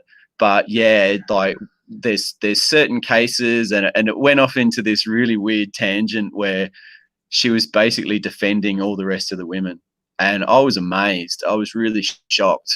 I was like, you can see this happening to your own son, but you can't come to grips with taking any rights away from other females. So sorry to rant a little bit, but that's that's female nature. And once you get your head around female nature, you really quickly understand that it doesn't matter what you try and change the laws to, it will not work, because women control in excess of 51% of the vote. So unless it benefits women, they will not vote for it. Over. Okay. Yeah. I would say I agree with everything that you just said. So this is what I would say concerning everything you just said. Yeah, I have had a different experience, however, similar in a way. I was unfortunately, I was victimized in family court by a false domestic violence case. In my case, it was my stepmother. There was some years back, there was a verbal altercation that turned into a physical altercation, and I explained to the police that she hit me, and but they don't care. They don't care. So I ended up getting arrested. I had to get a lawyer. I hired a very expensive lawyer, and I would recommend to everyone, if you ever run into these problems, definitely get a lawyer. Definitely get a private lawyer. It's worth it. In total, I probably dropped almost $5,000 American, and it worked out because I was able to get off. I don't want to say get off easy, but I was able to work my way into a position where I had to take something called an anger management class, and then I was able to expunge my record. And if you know anything about law, expungement is what you want, because then it completely wipes away your record, as if it never happened. And what I have found, I completely agree with what MGTOW Maddie said. There, I suppose, there is a fourth thing, and we should consider it. We should call that, female own group preference. Yes, I have found that to absolutely be true. The women will circle the wagons, and they will defend another woman, even if they know that woman is wrong. At this point, I have become convinced that, well, exactly what MGTOW Maddie said. There is no legal route. There is no legal measure that we can take to fight this right now. Ultimately, what I think needs to happen is we need eventually we need to take away women's right to vote away, or at the very least, we have to somehow figure out how to gender fair. We need to learn. We need to figure out a way to man fair some of the laws concerning family court. So, for example, like no fault divorce, we gotta get rid of no fault divorce. The Duluth model, the Duluth model is inherently sexist against men. It's codified, written into law. We got to get rid of that. We got to get rid of the tender. I think it's called the tender years doctrine. I don't know. It might be a little bit different in Aussie land, but I'm sure some of it is pretty similar. In all the Commonwealth countries, I bet you it's similar. So I think I see it this way: MGTOW, red pill type people. We're essentially we're building a cultural. I don't want to call us a movement. We're an online community, but I do think that we affect the culture. We essentially have become like a counterculture, a subculture, and we have been gaining, like an undertow. We've been gaining power. Or I don't want to say power. We've been gaining influence. More and more men are starting to think like us, and eventually we're going to become. I believe that MGTOW, as an acronym, is going to become a household name in our lifetime. I don't think there's going to be like a political solution to this until it hurts women, until the pain that women feel from doing the right thing exceeds the pain that they feel from, how can I put it, until it hurts the women so much, they're not going to manfare the laws in our favor. So we need to make it so bad. We need to create an environment where it's so bad for the women that they will somehow, they'll go along with us. And I don't know how we can do that. Yeah, I'm sorry. Yeah, breaker. I see where you're going with it.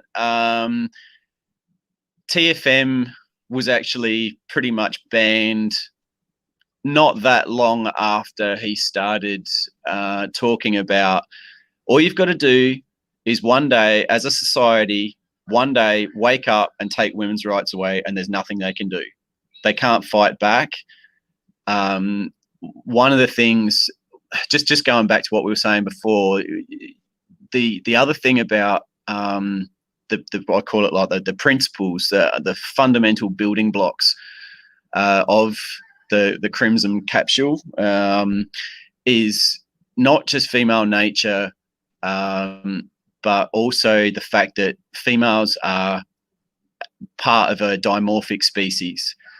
They're smaller in stature than men.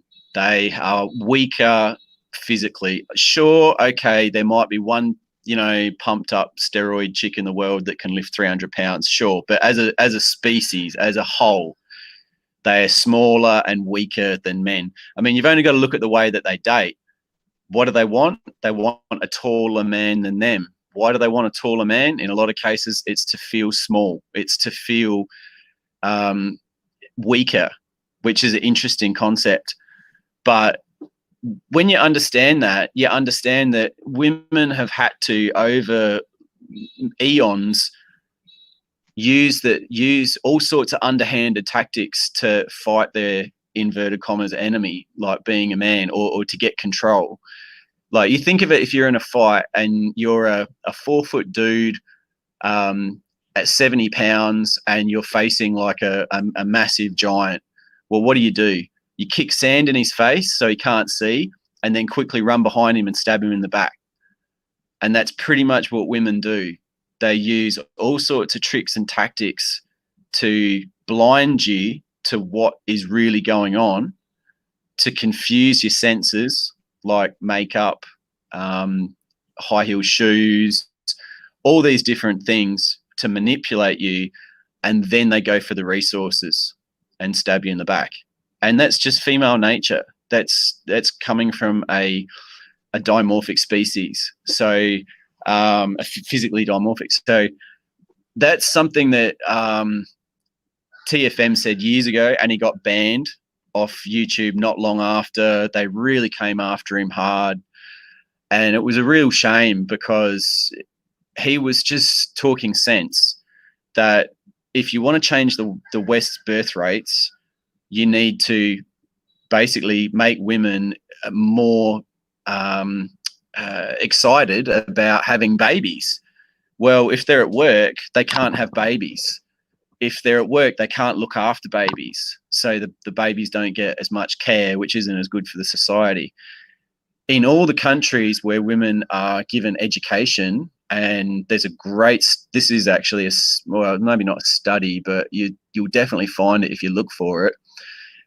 In a very, very Muslim part of Africa, I think it was off the coast of Somalia or somewhere down there, could be wrong. The NGOs, non-government organizations, went in with this bold approach that they were going to teach women to set up seaweed farms. So what they do is they put out some netting, which was cheap and easy to make and all that stuff, in the sand flats. And then they put seaweed on it and grow it and then sell it at the market. Well, what happened was, even in this incredibly saturated Muslim area, upwards of 90%, and very, very traditional, like extremely traditional, even there, when the women started making enough money to equal their husbands in whatever pursuit they're doing. I remember, like, it's a third world country and there's virtually no work. So it could be quite easy for a woman to outdo a husband on a very meager income just selling seaweed. Like, that's entirely possible. And that's what was happening.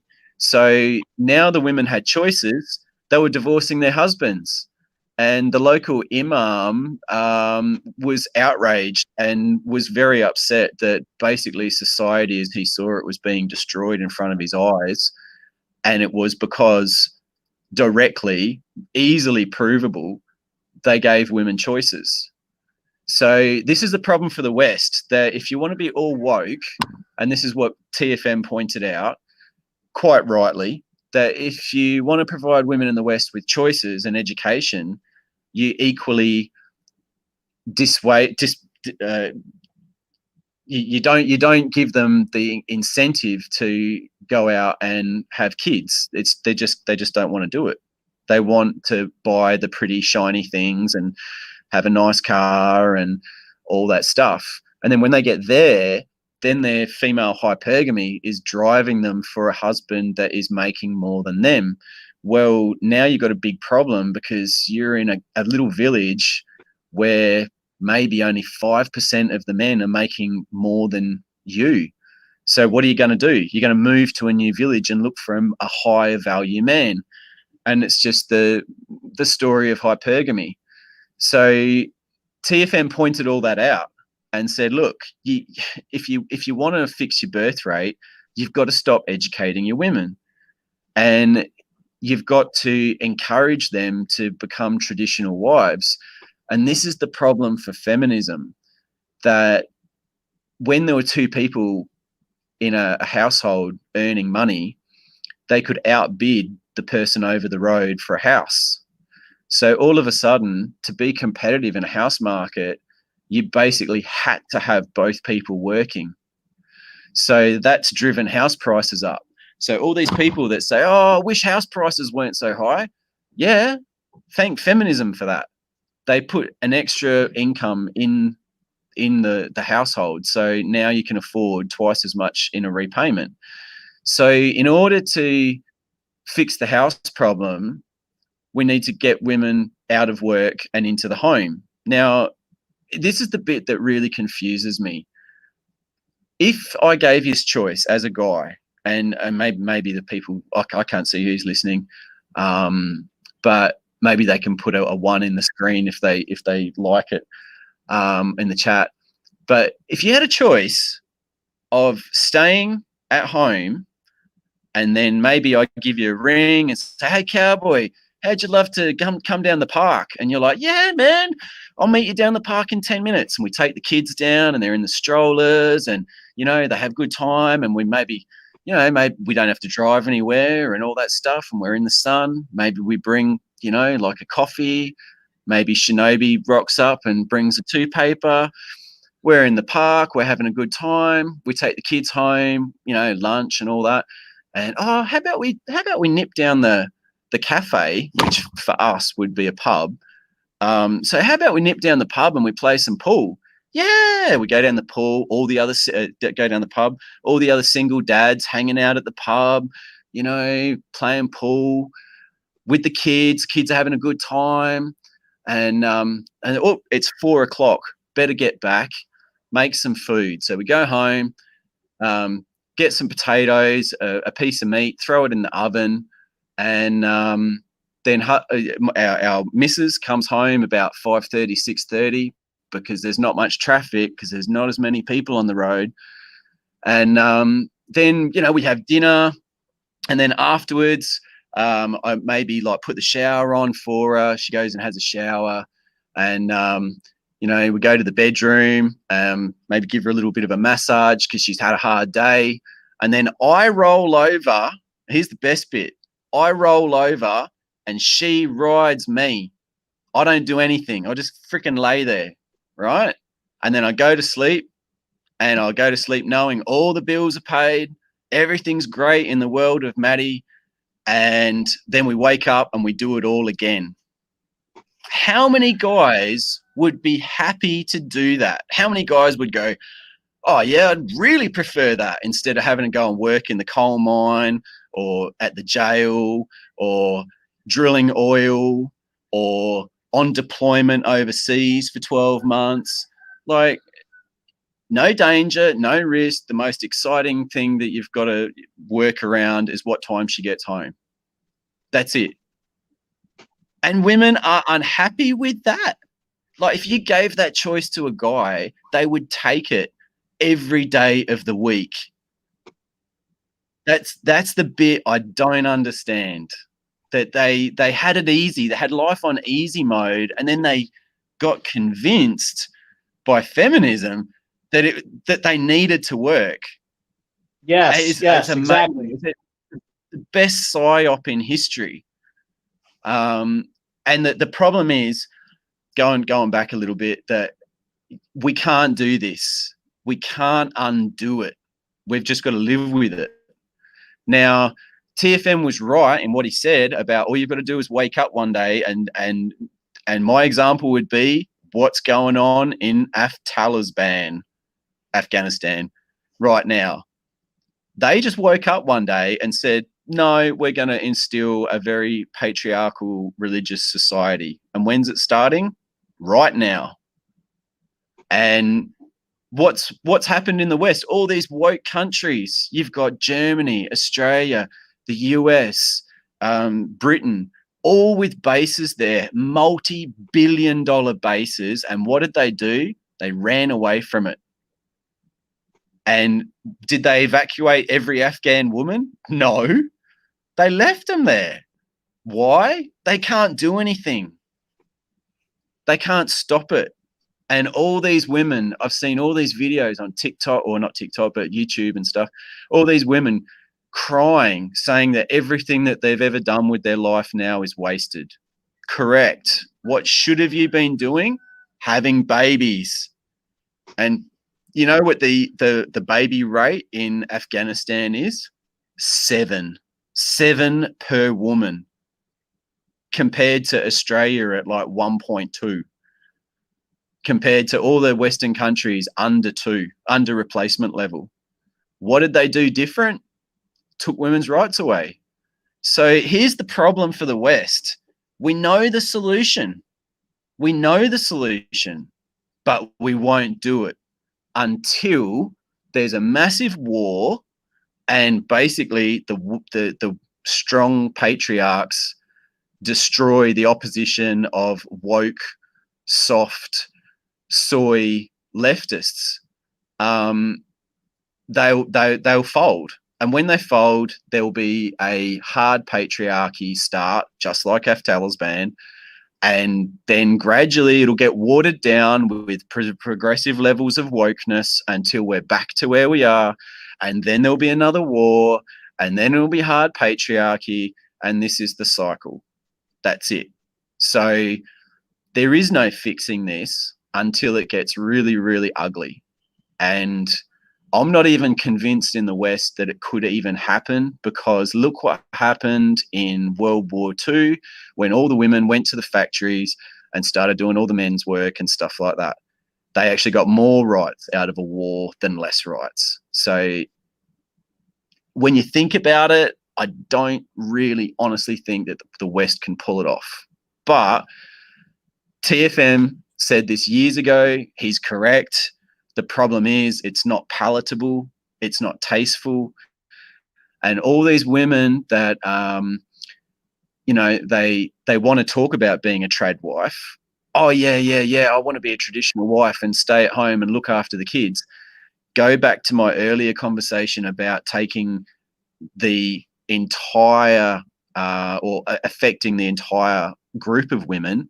They will not put up for it. They will not stand for it. They'll say, I want to be a traditional wife, but she should have the right to go to work. She should have the right to get education. She should have rights. And that's where it all goes wrong.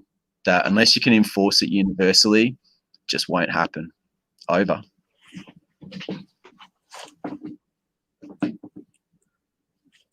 Okay. Yes. I would say again, I agree with basically everything you said. And I have thought about these. I've thought about all this at length as well, and I've come to similar conclusions. To throw TFM back at you, I'd also like to bring up how TFM. I remember one of his videos. Again, he has such a large body of work. I can't possibly remember which video it is, but in one of his videos, he was talking about how, and I was referencing this video a couple weeks ago when I had made another video. TFM was talking about the men of the future, and he was saying how the men of the future who are going to be successful are men who figure out how to skirt the law, how to, I don't want to say break the law, and I'm not publicly encouraging people to break the law, but we're getting to a point where men are having so many of their rights curtailed that if you really want to get what you want now in Western societies, you have to figure out alternative ways of doing things. For example, like if you want to have kids, you could go the surrogacy route. And why is that? Because of everything we're talking about, we essentially can't go the traditional route and have kids with women. We just can't do it. It's not feasible anymore. So, you were talking about how MGTOW men, call it whatever you want, red manosphere, red pill, MGTOW guys, we have figured out what the problem is. We have properly diagnosed the cause, not the symptom. We have figured out the root cause. However, it is not politically expedient it's not palatable in the minds of women to take away their rights. Okay, so what does that mean? That basically means, going back to it. Oh, I'm sorry. No. I'm all good, mate. I'm all good. Keep going. Oh, okay. I'll continue. I thought I heard you say something. Yeah. So what I think right now is you and I, we see eye to eye. We understand that in a way, the culture war is lost. Women are not going to side with us. They're not going to go back. They're not going to go back into the kitchen. So what does that mean for MGTOW men? I think what it means now for MGTOW men is essentially we MGTOW men, we need to form a silent order. We almost need to form like a secret society. I'm reminded of I think it was called the White Lotus Society. In Europe during World War II, there was a sort of like the French resistance, the French resistance. In Germany, there was something called the White Lotus Society, if I remember correctly. And these were men who were actively working against the current regime. And they would they were kind of like a secret society. Essentially, what I'm trying to say is MGTOW men, we need to become like a silent order. You know how I liken it? We almost need to become like the Illuminati. We need to become MGTOW men need to become a society of men who loosely associate with each other. Spread these ideas, but how can I put it? Essentially, we need to go underground. We need to go underground. Our ideas are no longer acceptable. They're no longer acceptable in polite society. So we have to go underground. We have to become like TFM says. We almost need to become like mafia guys. We almost need to become like mafioso guys, where we learn how to skirt the law. We need to figure out how to make money and without having to pay too many taxes, because we know that those taxes are just going to go to women. We need to know and figure out that we can't get involved with women the traditional way. We can't wife them up, because they're just going to steal our money. We know that we can't have kids with them. So if we have to go through if we want children, we have to go through surrogacy. So it's like, what am I trying to say? What I'm trying to say is like MGTOW men, men in general, we need to become slick. Men, feminists, women in general are very slick. We need to start becoming slick. We need to learn about all these laws and how they affect us. I find it amazing how. Oh, I'm sorry. Yeah, over. Go ahead. Breaker. I agree with what you're saying, but it's also very, very dangerous. And I'll talk on a couple of points. There's been increased level of media trying to pull the manosphere, which is fair. In all honesty, is fair to pull the manosphere into the whole incel. I can't say the word. terrorists. There's a recent act in the UK where a guy went troppo and ended 5 people. And Yes, I've yes, seen yes. it His name was in, Davison. His name was Davison.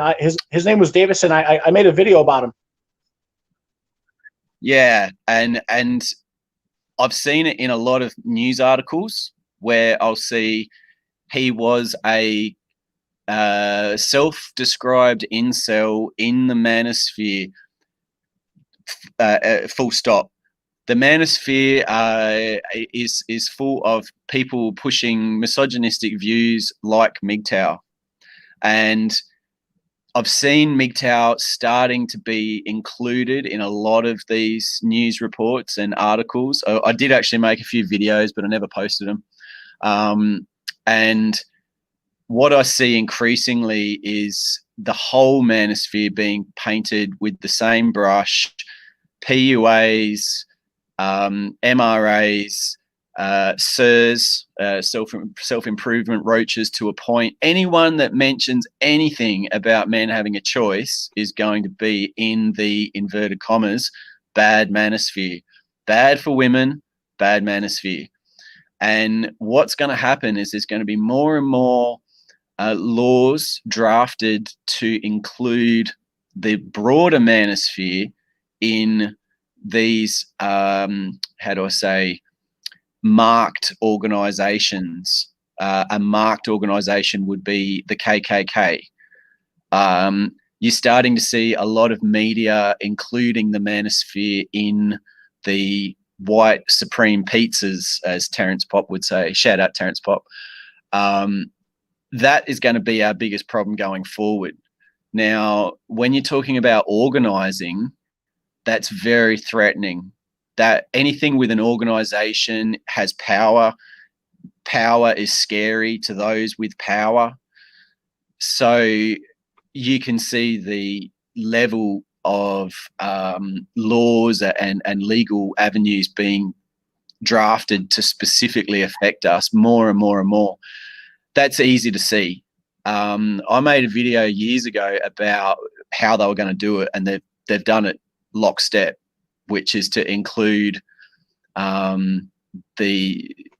particularly MGTOW in this white supreme pizzas. I'm sure you guys can get what I'm trying to say, and that's a problem, especially when, you know, I've thought about having a big party here, a bit of a retreat, you know, and it's still on my mind. I've got all this land and people would come and stay for free. Like, I don't want any money out of it. All the land's paid for. Everything I own is paid for. I don't need money. There's guys out there suffering and they could have a place to come.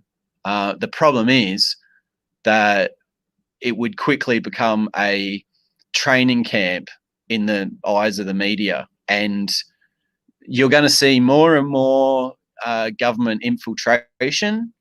You're going to see more and more, and I mean paid government infiltration into the manosphere in general. I would say that it already is full of 3-letter agencies masquerading. I would say that for sure. So I would suggest to anyone out there, be an army of one. That was my suggestion to you, is be an army of one. Try to encompass all the cores of the army in yourself. Try to learn how to do electronics, how to learn how to use radios, how to drive cars, how to repair cars, how to cook, how to do everything. If you look at the army and all the different facets, if you can even get 10% knowledge in each area, you're an army of one. And we're never going to win this war. That's the thing that a lot of guys have got to understand. And I call it like a great sadness. You know, the majority of men, including myself, would like to be in a committed marriage where we have the law on our side And I'm not talking like you can come home and towel up your wife. I mean, if you go to court, you get a fair shake. And by fair shake, I mean 50-50 or equivalent at a minimum. And until the laws are different, which they won't be in my lifetime, it's not going to happen. So there's this great sadness that a lot of guys carry in their heart, that they really would like to have what maybe their grandfather had or their great grandfather had. They'd love to have a house full of, raucous children, and be a plumber or a carpenter and have a family of 8, and your house paid off, and a holiday every year, and a car in the driveway. That's what a lot of guys would want. But the problem is that you're stupid if you do it. And the thing that I would say is, if you ever encounter someone, or you're thinking about doing it yourself, imagine and actually do it. Go and withdraw all your money out of the bank, put all your assets down on a piece of paper, and put it on the table, and then flip a coin. Now, and call it heads, you get to keep it. Tails, you lose it. And tails, you lose it. It goes tails. Fold up that piece of paper and put $100 in there and burn it. And it will feel so bad that you just wasted $100. Now imagine it's $100,000 or $1 million. In my lifetime, between child support and what I've lost over $1 million. Damn. So that's my test. Is if you're not willing to do that, or no, I won't do it. That doesn't matter. She loves me. You're really not thinking about it logically. And men are famous for thinking logically. That's what we do. So tap into that. And, there's a lot of people that will say, oh, I'm still married. It's like, dude, the game isn't over yet. How long have you been married for? Oh, 5 years or 10 years. And it's like, all right, interesting. Because everyone gets married thinking it won't be them. Everyone gets involved thinking, oh, no, she's the one. Every one of them, they all thought that. So if they can be wrong, you can be wrong. And yeah, just be the army of one, I say, and try to come to terms with that great unhappiness, because it's never really going to go away. You can fill it with golf and diving and whatever you're into, cars or whatever, but there is going to be a certain something missing. Over. Okay, yeah. So I would say you've touched on some subjects that I'm very passionate about. Again, yeah. So to start, I would say, men. I think a lot of men in the red pill community or MGTOW were very similar in that way. Most of us were traditional conservatives or trad cucks. We wanted exactly what you just described. We wanted that, the wife and the 2.1 kids, the white picket fence, the 2 cars in the garage, a dog. Absolutely. But I have this idea that there are certain strategies that we could still employ to get what we want in life. And I think the 2 biggest things that men want in life are riches and bitches. Or I'm sorry, I shouldn't put it that way. We want money and we want women. And we also want posterity. We want to have kids.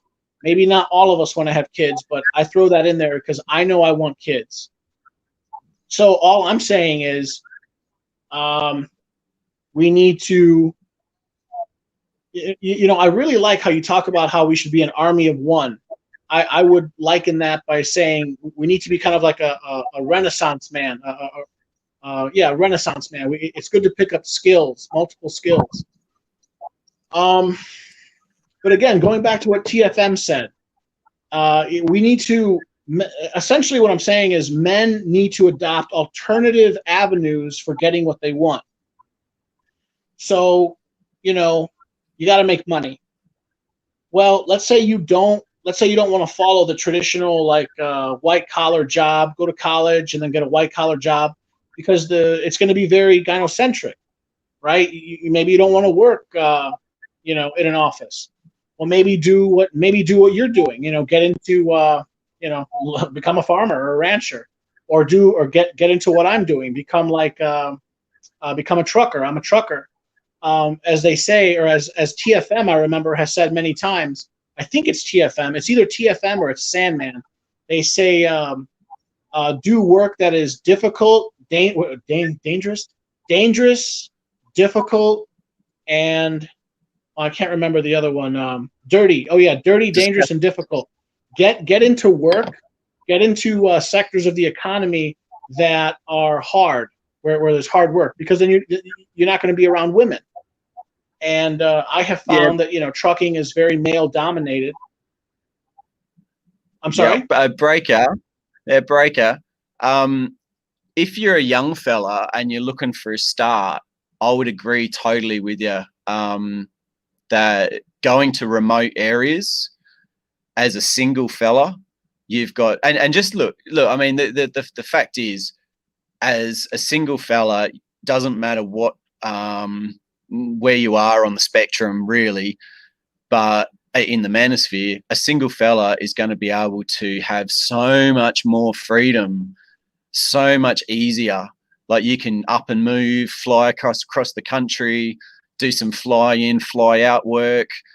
Maybe if you're in the States, like, go right up to Alaska in some really extreme conditions, get paid like good money. You get to live in a little tiny box, which is fine. There's nothing to spend your money on. And there's cool dudes, man, in all these remote areas around the world. Doesn't matter where you go. There's nothing else to do. So they do things that men did thousands of years ago. They go hunting, they go fishing, and it's cool, man. When you go into remote areas, like, you go ice fishing and pull like a little sled over the ice and drill a hole through the ice and sit in, minus 20 degrees catching fish. Or you're on top of a mountain packing out half a deer that you shot, or something like that. It's priceless. And you can only get it really in those really extreme remote areas. And you'll have so much fun, and you'll pocket heaps of cash. And you're right, having adventures and living your life, that's really what it's about, for me anyway. And I've done a lot of that. I've been pretty lucky. I've done a lot of work in remote areas and got paid pretty well for it. And yeah, I'm not saying for a second that you have to have, I was just reading a comment from Shinobi One. Shout out Shinobi One. He actually encouraged me to get right into my chicken breeding. So yeah, it's been really good. But you've got to get yourself really centered and really right before you're good for anyone else. So even if you want to go down the track of getting married and everything else, you've really got to work out what's important to you anyway. As having been married, I would definitely say that. And yeah, just a woman is not the end all of everything. Men are biologically designed to not need a woman, but what we do need, I find, is community, a sense of belonging, and a sense of understanding that people around us can sort of go, yeah, I can totally understand why they don't want to get involved with women. And that's perfectly okay. When we find people like that, we're automatically drawn to them. And that's where I see the community, the manosphere, and even what's happening right now is fantastic, because in my eyes, hopefully it prevents one guy from stringing a rope up, or one guy from picking up something heavy and doing damage, like this fella in Britain. You know, how much would have all of us liked to have wound the clock back maybe a year or two, and maybe if he could have met someone at his local pub and had a beer and maybe had a bit of a sook or do whatever he has to do, just, hey, what are you doing tomorrow? Let's go for a round of golf, or even let's just play darts. Every Thursday night we're going to go down and play darts. That could have saved not only his life from, you know, being held by the taxpayer, to saving a lot of other people's lives. And I used to have a T-shirt years ago, and it was about the mine clearing in Cambodia, and it had, like, I can't remember the name of the group, but anyway, it was just like it saves lives. I had a picture of the mine, and there was like mine clearing, like saves lives underneath. And that's what I've always thought about MGTOW, that it does save lives in so many ways. And if we can just have it online, discreet, then that's good. I mean, in the open, but not meeting each other and stuff like that. I think that's going to have to be the way of the future for some time, just because of all these other issues that I talked about before. I don't see men being able to meet en masse anywhere anytime soon. So let me interrupt you, breaker. Over. Yeah. So, to carry on with what you just said, you just said right now that with the current political landscape, you don't see us being able to meet in large numbers. I completely agree with you. Not yet, anyway. Not yet. We will not be able to do that as of yet. However, I do believe that we can still meet in small groups. Think of 4 friends getting together and going to down to a pub. And Absolutely. I think that is absolutely doable. I think we're in sort of like a phase. Oh, I'm sorry. No. I was just saying, I absolutely agree, and I think that's actually happening a lot. I was out driving the other day, and I actually saw a sticker on the back of a ute that said "Go your own way." Didn't say MGTOW, it just said "Go your own way." And that's when I realized that this thing of ours is, you said a while ago, you said when MGTOW goes mainstream, it already is mainstream. You've only got to punch MGTOW into the search engine of anything and scroll, and it's there. The Wikipedia, if you've ever looked it up, the Wikipedia reference is absolutely shocking. And if anyone is into it, to get that changed and more accurate would be a good thing, because a lot of people will go to that and read it and get a bad idea, which is probably what they want. But yeah, the small groups, absolutely. And I would encourage any of you, fellas out there to sort of reach out to other fellas, be they married or not, to get these experiences. I used to love taking people fishing and hunting, and I still do. I was a fishing and hunting guide at one point, and yeah, just to take someone out. I even took, true story, I even took lesbians out hunting, which was awesome when I found out they were vegetarians. And they ate the meat at the end of the day, which was unreal. And they said, thanks for taking us out and showing us how it's done and everything, because we don't feel bad about eating this meat because we know what happened. So yeah, you can even be friends with the other side if you like. And do it, coercively, sell them such a good lifestyle that they want to join it. That's what I would say. Be such a good guy in public that people gravitate to you. and put a chair out for a friend. Yeah, that's a big thing, putting a chair out for someone that's going through a divorce, or, if you're MGTOW and you see, or red pilled and you see all this stuff happening in slow motion, it could be a workmate, make sure you're there for them and reach out, and then you'll get these connections where you'll get invited hunting and fishing. I saw a post on Facebook. It was I'm not on Facebook, but it was one that had been put up by someone else. And it said, it was from an old fella, and he was in his late 60s, 70s. And he said, I'm really lonely and I just want someone to go fishing with. I've got all the equipment. I'm just looking for a friend. And I found that really moving and really sad that, here's this old fella with all this experience and knowledge, and he had no one to share it with. So, if you got an uncle that's got a 12 gauge and it's duck opening, hit him up. If you know someone that's got a fishing sticker on the back of their car, hit him up. I want to learn. Show me how to do it, and you'll get invited doing all sorts of good stuff. So, anyway, over. Yeah. So, I want to make a slightly different point, but really, it's, I don't know, it all overlaps. When I want to talk about some of my experiences in South Dakota. So I'm from Chicago. Chicago's a big city, but I went to college out west. I went to college in South Dakota. South Dakota was very conservative, very right-leaning, very country, very religious. And at first, I really didn't like the culture, but I sort of fell in love with it. And all of the things that you just brought up, I ended up doing in South Dakota. Awesome. I went ice fishing.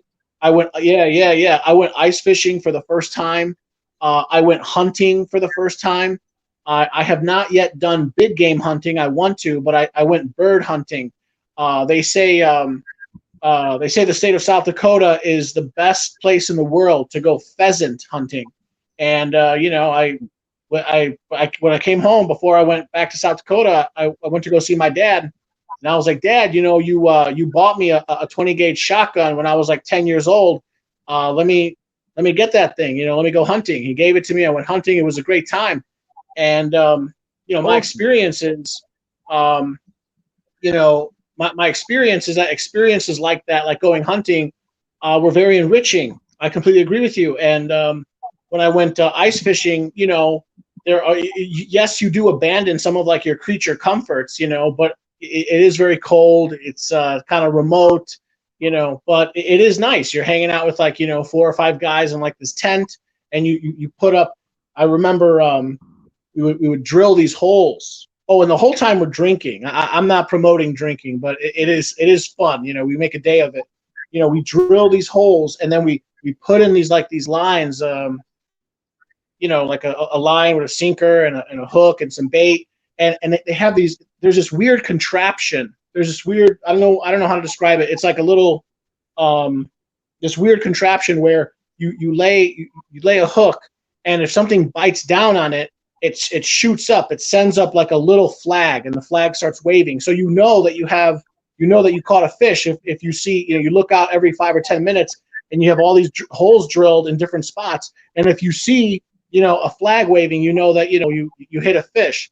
But yeah, I lived in South Dakota. I lived in the country for 5 years, and those were some of my best memories, is doing stuff like that.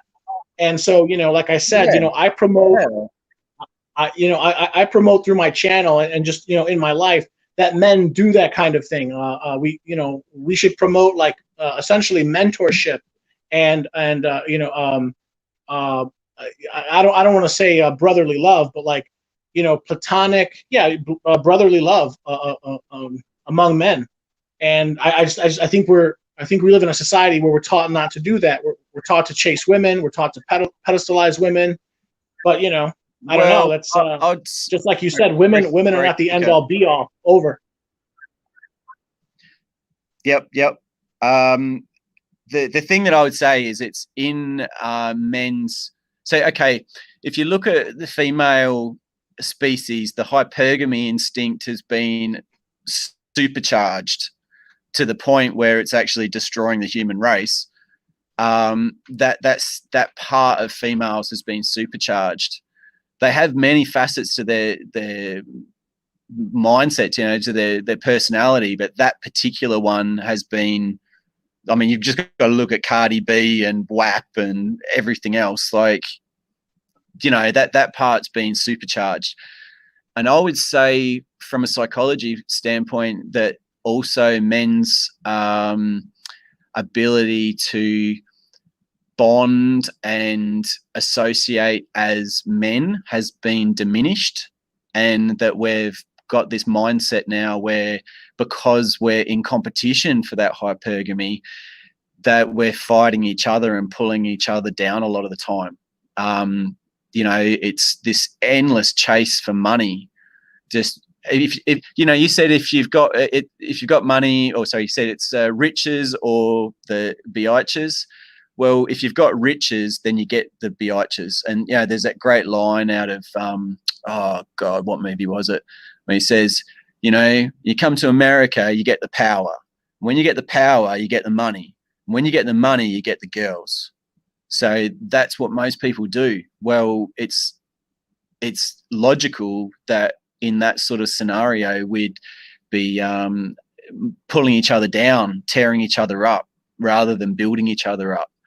So, you know, if you look back historically, men have always had fraternities, organizations, and all that stuff. So, you know, we're only going back to the past, and in a way, we are reinstilling that, inverted commas, traditional role. You know how women are saying, "Oh yeah, we want to go back to traditional roles of being a housewife and all that." Not really, but I think the same thing for us. Like, we yearn to be part of a tribe, and in the modern world, we don't have the ability to leave our house in some places. Like, I can't go more than 5 kilometers from my local council. Supposedly, you know, we can't travel overseas, all that stuff, and it's only going to get worse. So maybe the big draw for a lot of people in the manosphere is actually being part of a male-dominated community, where we feel like a sense that we're part of the tribe. I think that we could go a step further. It's been on my mind a lot, and I'm glad Shinobi's on the chat and he's still awake. I don't know where he is in the world. But the thing that I would love to throw out there is, do you guys remember what the YMCA originally was? I believe it stood for the Young Men's Accommodation. YMCA, Young Men's Accommodation. And if you listen to the Christian Association. Christian Association. Okay, all right. Well, I was pretty close. The idea, and if you actually read the lyrics to the song before it got used as a publicity piece for the US Navy, it's really interesting, because it's saying a lot of the things that we're talking about. You know, a place where young men can go and have fun, and, you know, you can relax and enjoy yourself and be with all the boys. Now, I don't care whether you're gay, straight, whatever. Like, it makes no difference to me as long as you've got balls. If you've got balls, then you're part of the club. And it's the same thing for skin color. We all bleed one red blood. Doesn't matter whether you're Chinese, whether you're African, you know, Australian, wherever. It doesn't matter, man. We all have got the same problems as men, and it's not just the balls that bring us together. It's the shared problems. It's the shared struggle. We can all relate. We're all part of the club. So and this is where I've been wondering, is if we could organize some way of being, how do I say it, like, vetted, so that we don't get people visiting us that aren't who they say they are. But maybe we could have something similar as a YMCA, but internationally. Maybe you guys know couch surfing. So what if you had like MGTOW couch surfing, where you can have all the same options on the menu, straight, gay, whatever. Like, I've had gay guys come and stay with me off couch surfing. Nothing happened. I took them out. We went hunting. We had a great time. And yeah, they were cool dudes. It was just about having other people and travelers around me that was good. They were respectful. I was respectful. Everything's fine. And I've grown too old to care about the whole homo shit. It's like, well, who gives a fuck? But if we could do something like MGTOW hunting adventures, where we basically swap a hunt with each other from around the world, or even in the same state. I'm in Utah. I want to go big buck hunting. I want to go coyote hunting. I want to do this. So put it on a board, and someone says, yeah, I'm down the road, and we're going hunting next week. Well, if they're verified members and we can get like a star system, like you've had so many good visits, or you've got to have a reference. That's how you get into all these secret societies. Is you never just roll up at the door and they just open the door. Like, they've got to vet you and make sure you're who you say you are. And I think with all the government agencies starting to get more interested in us, that is a definite possibility that it could get infiltrated. And then what are they going to find, really? Well, what are they going to find? A bunch of guys that like to go hunting and drinking and maybe roll a two paper. So, like, as long as we don't do anything extreme, as long as we conduct ourselves in a way that we're not going to bring disrespect onto other people in our circle, we've got to have a code of conduct to a point. But I think it could work. I really do think it could work. MGTOW hunting adventures, MGTOW fishing adventures, just MGTOWadventures.com. And I would see it getting so successful that other people would want to come and do it. The females would be, oh yeah, we want to come. So, okay, well, we'll charge you $1,000 and we'll put it towards a community, put it towards a men's shelter, or, I'm just making it up now, but I could really see something similar happening. MGTOW off-grid living, where you're interested in off-grid and you want to go and see how to run a solar setup, or, MGTOW trucking. Maybe, you want to hitch a ride across the country and someone's looking for someone to talk to in the cab for 12 hours. You never know. Over. Yeah, so I have rolled around. I've had ideas like that run through my mind. For example, I have entertained the idea. I'm not ready to do this financially yet, but you never know what the future may hold. I've had, at this point, you call it a fantasy or a pipe dream, but the idea where, again, you could call it like a loose-knit group, a motley crew of MGTOW-minded men. We can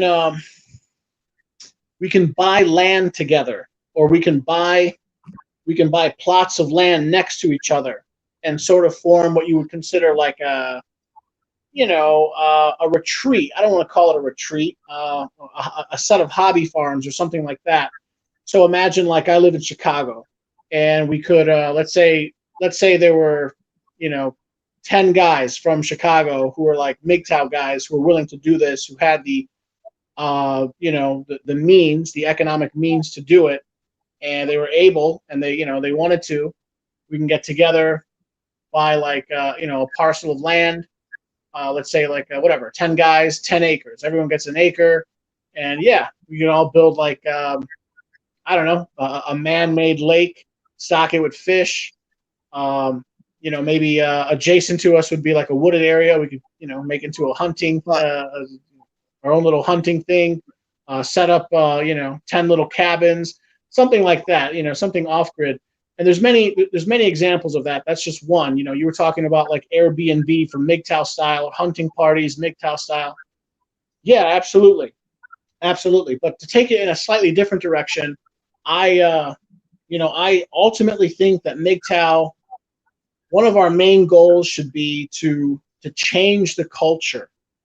I think that laws tend to follow the culture. I think that essentially that MGTOW men, we should be waging like a culture war. We should attempt to, and I know this is not popular with some MGTOW people, but with me it is.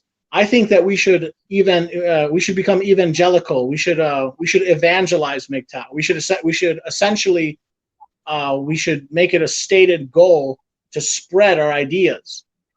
I've heard some MGTOW say, we shouldn't do that. We should just wait at the door for them to arrive, and the system will naturally send them our way. I disagree. I think that we should send out feelers, basically do exactly what we're doing now. Have online talks, set up channels. I actually write the acronym MGTOW on the back of $1 bills with like a Sharpie pen. And then, the idea is like, you use the dollar is spent, it changes hands 100 times. And some people are going to see that. They're going to look. And some guy somewhere is going to look that up. And then boom, he's already having problems with his girlfriend. He gets that dollar. He sees the MGTOW sign. He looks it up. Next thing you know, we've got another convert. And I think the ultimate goal is to change the culture so that ultimately to promote political change. I'm sorry to take it in that direction, but I think the ultimate goal. Just think about it. What do you want? What do all people want? They want what they want to be manifested into the world. What do MGTOW men want? We want to be free. We're against what we see as like slavery for men. Breaker. Over. You were saying? Mate, you're basically we're circling back. We're circling back to the same thing that we started with, which was MRAs will never achieve their goals because it's 51% majority voted by women. So that number one, that in response to changing things. Number two, be the army of one, change yourself. The whole Gandhi thing, be the change you want to see in the world. If enough men do what we're doing, it will be noticed, and I don't think it's going to be noticed in a good way. I think going forward, we are going to be branded and we are going to be put in the same box as a lot of organizations and this is why there is such a push to get movement added to our name. This is why you've seen it again and again and again, and everyone's resolute. Everyone drops in the comments, we are not a movement, we are a philosophy. This is a way of life. This is a set of teachings and understandings and truth. And it's not a movement, because as soon as we get tagged as a movement, then they can come after us for, well, put it this way. If you're in the KKK, you've got a file, you can have all your assets stripped as being a member of a declared terrorist organization. Now, if they can tie MGTOW in with what's happened in Britain, and also that guy in the States that rolled up to someone's door and pulled the trigger, going back about 6 months, they've tried repeatedly to tie us in with extreme acts of violence. We must distance ourselves from all of that stuff. And one of the dangers about becoming evangelical and preaching is they start to see us as more of a threat, and we're more visible. we're easier to pick off. We're easier to have laws drafted against. Now, on the subject of church and religion, like, if you want to believe in whatever you want to believe, I'm fine with it. Doesn't worry me at all. But have you ever had dinner with someone who is, let's make it not about religion? You go over to someone's house and you sit down, and they always wait until you've got a drink and your food in front of you, and then they say, have you heard about Amway?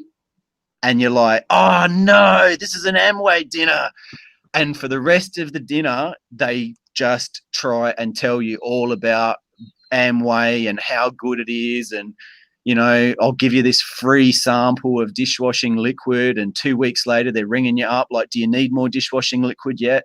And you're like, no. And then they ring you back another 2 weeks later. Do you need? And you just get so annoyed with it that you're just like, I don't want anything to do with Amway. It may have the best products in the world, but because of the hard sell, you're not interested. To me, it's kind of like MGTOW and the manosphere in general. Is the harder we push it, the more people will be repelled. So we need to be, you know, gentle. Be on the. Yep, go on.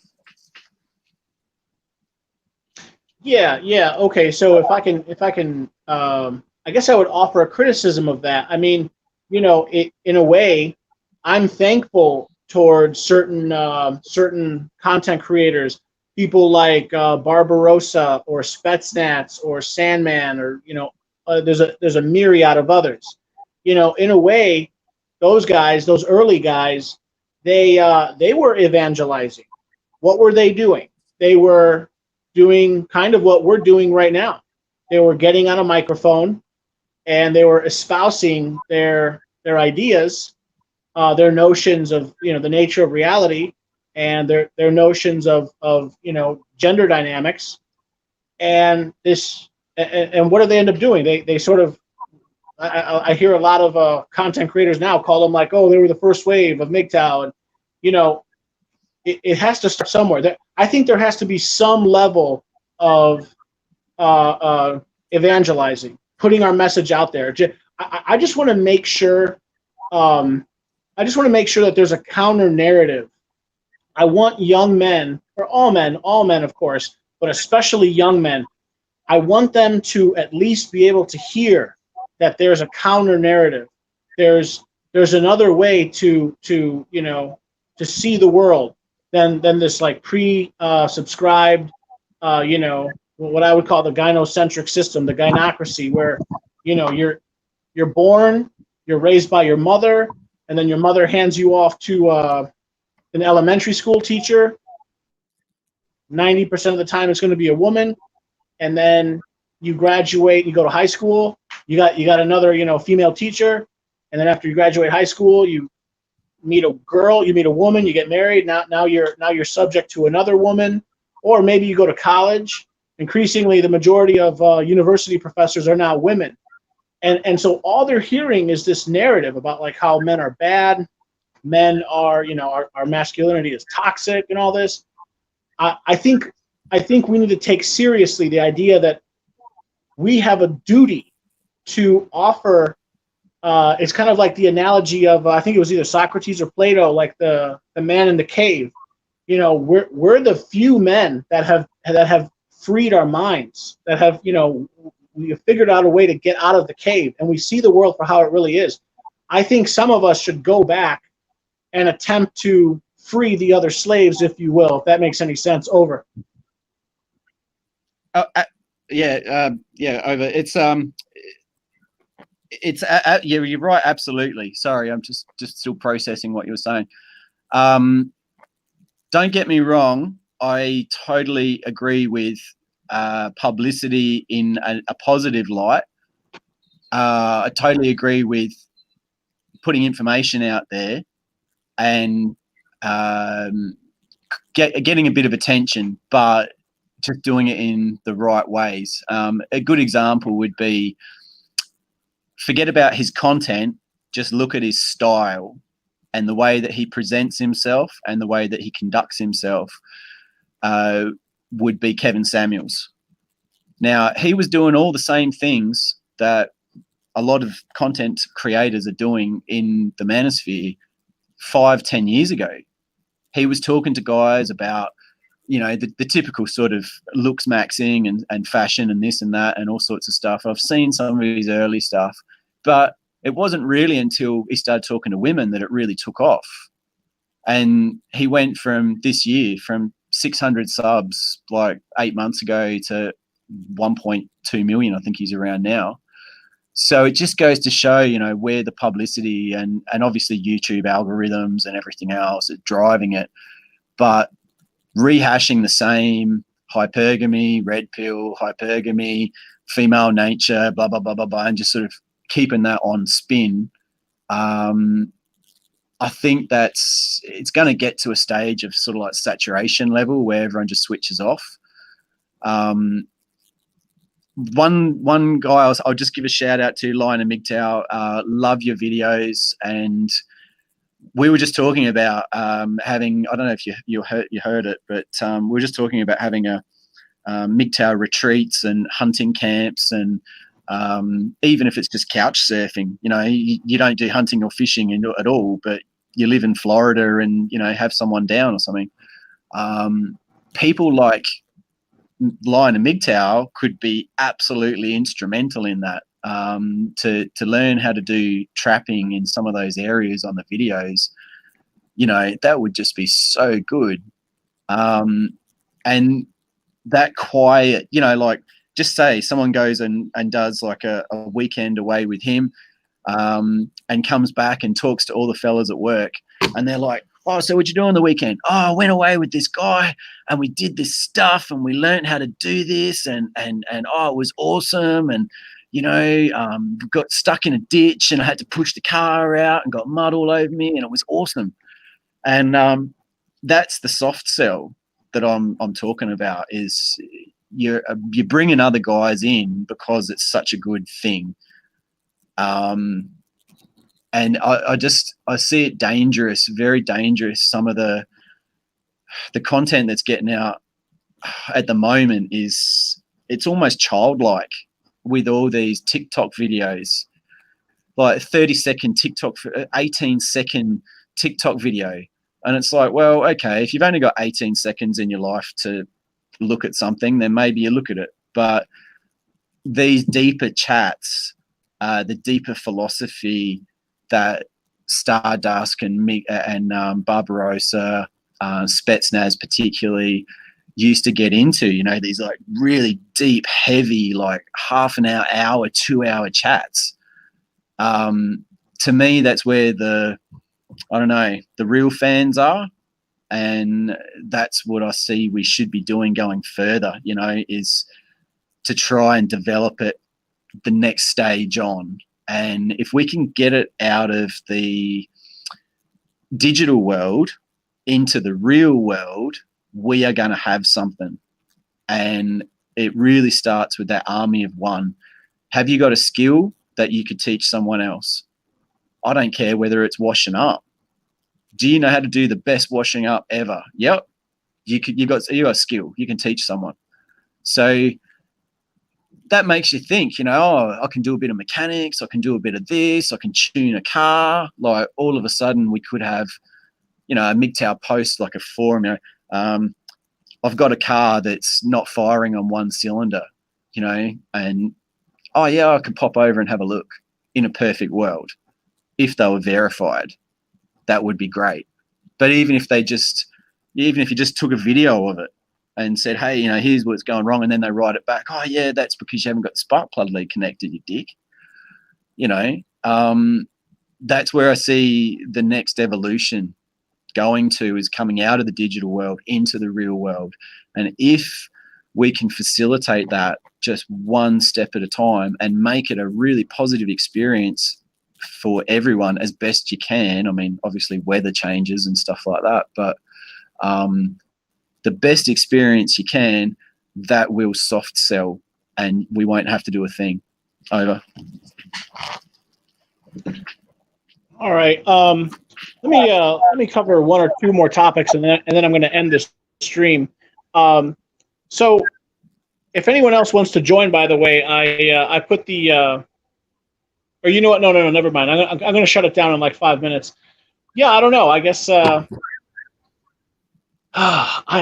don't know. When we talk about MGTOW evolving, I mean, yes, eventually, yes, we need to move out of the digital world into and make a physical presence. I agree with you.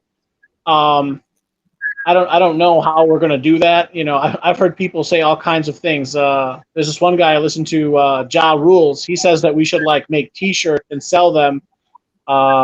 I've heard certain people say like we should take like Sharpies and write, you know, MGTOW on the back of bathroom stalls. Like I don't know about that.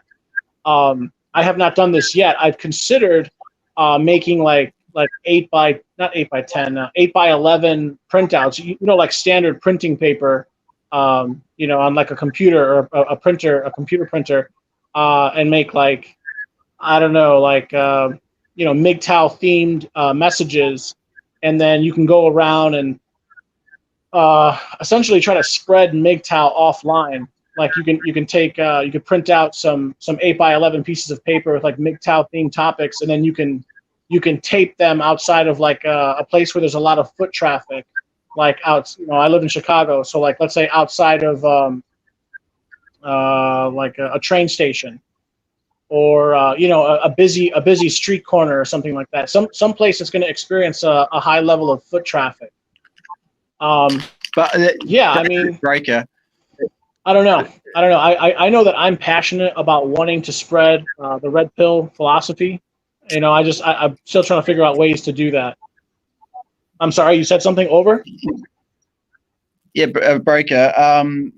That's part of the problem. Is the more we're noticed, the more what we got to accept is we're never going to change the political climate. We're never going to change it, and we know why. We've already rehashed it. So what we need to do is be the best people we can be and learn skills and all that sort of stuff.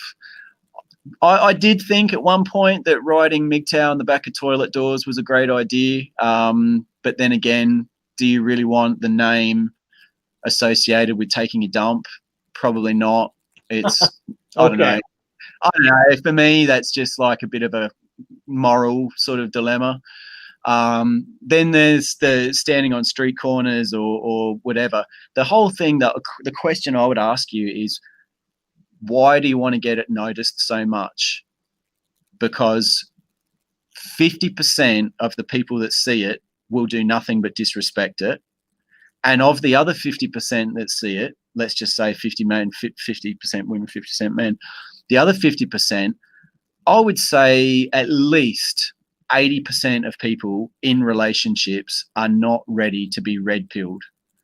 And it could be detrimental to them, to not just to them, but to their kids.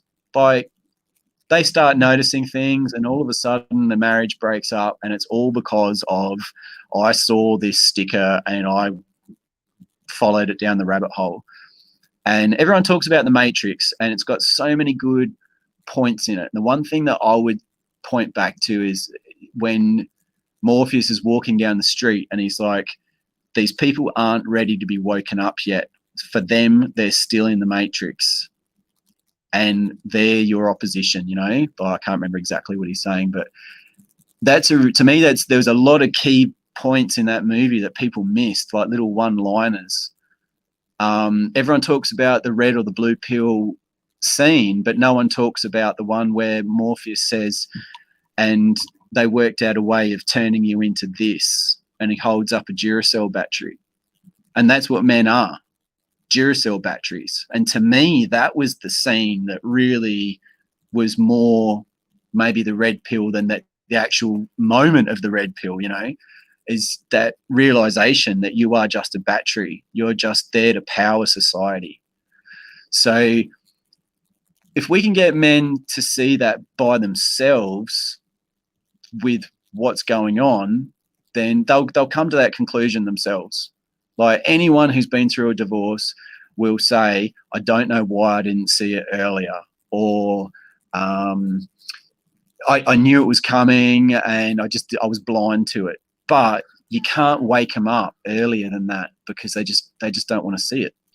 So they're not ready, and it can break people. You know, like the other scene in The Matrix where he says, "We don't free a mind beyond a certain age because it can have problems coping." And it's kind of the same thing. You try and red pill or you know, explain the fundamental core to other people, and they can just lose it. They can just totally lose it. Breaker. Because Breaker. Yeah, go on. Yeah, let me add right there. I agree with you.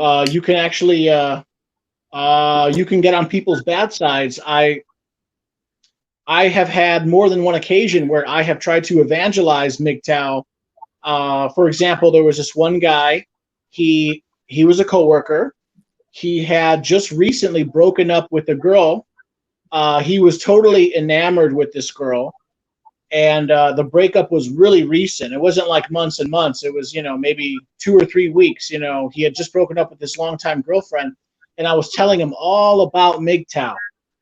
And I thought, you know, this is going to be great. I'm going to save this guy's life. You know, I'm doing this guy a big favor. Next thing you know, the guy doesn't want anything to do with me.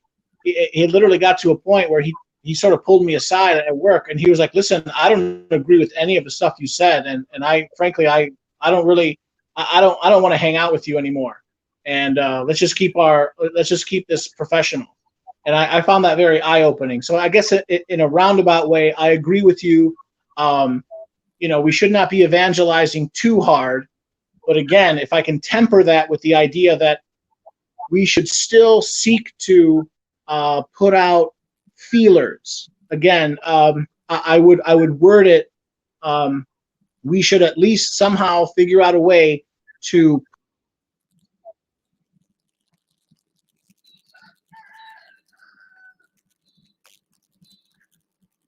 I think we lost the audio there. I don't know if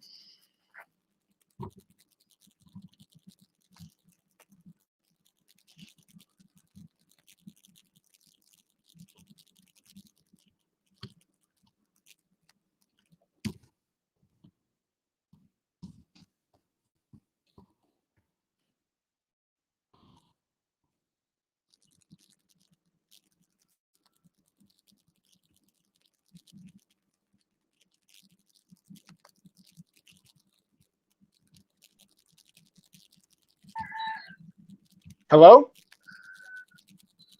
Hello? I think we lost the audio there. I don't know if Yeah. No. For some reason, my phone just cut out, and I had to re-enter the studio. Yeah, no, just, you know, I just have this idea that, like, there should be some level of, you know, for lack of a better term, evangelizing MGTOW. We should seek to spread our message. Maybe you're right. We shouldn't stand on street corners on a soapbox. But I think it's okay, you know, to try to create a counter narrative so that hopefully, at the very least, the men that are searching for answers can find us. Over. Hello? Absolutely. I Absolutely. we lost the audio there. Oh, hang on. Sorry. Yeah. No. For some reason, my phone. Okay. I don't know what's going on.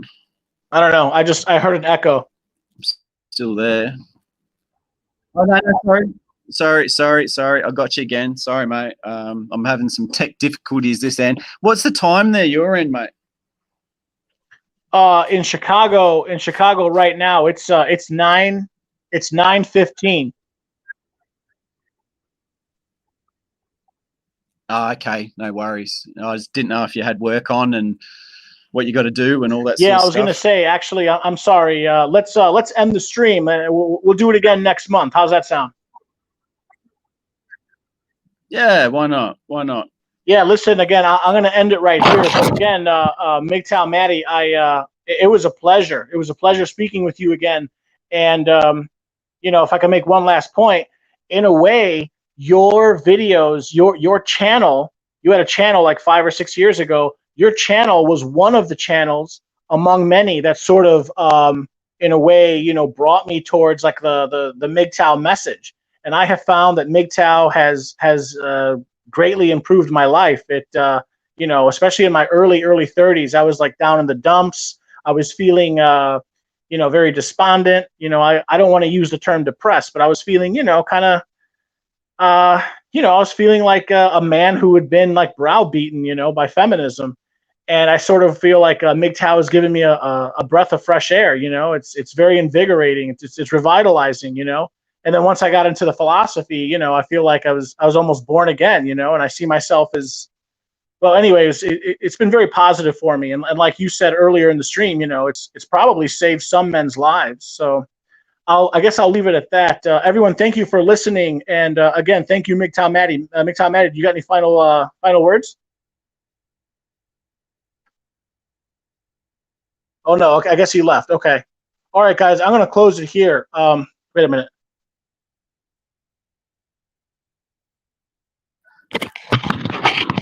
Yeah, you there? Yeah, I'm sorry, Matty. Oh, sorry, I didn't know if I was still on or not. I was just going to say, yeah, thanks for having me on. And I agree that we do need to be putting material out there, but I sort of long for the days of when it was more like Barbarossa's chats and Lion and MGTOW, like stand up. That's beautiful chats and scenery, like it's really, really good. Getting noticed for the positive things that we're doing is going to be a lot harder than getting noticed for the negative things that we're doing. So to become that army of one and then be useful to other guys around you and get your validation from there, that I think going forward is going to be a better way than constant, TikTok videos pointing at chicks' fat asses.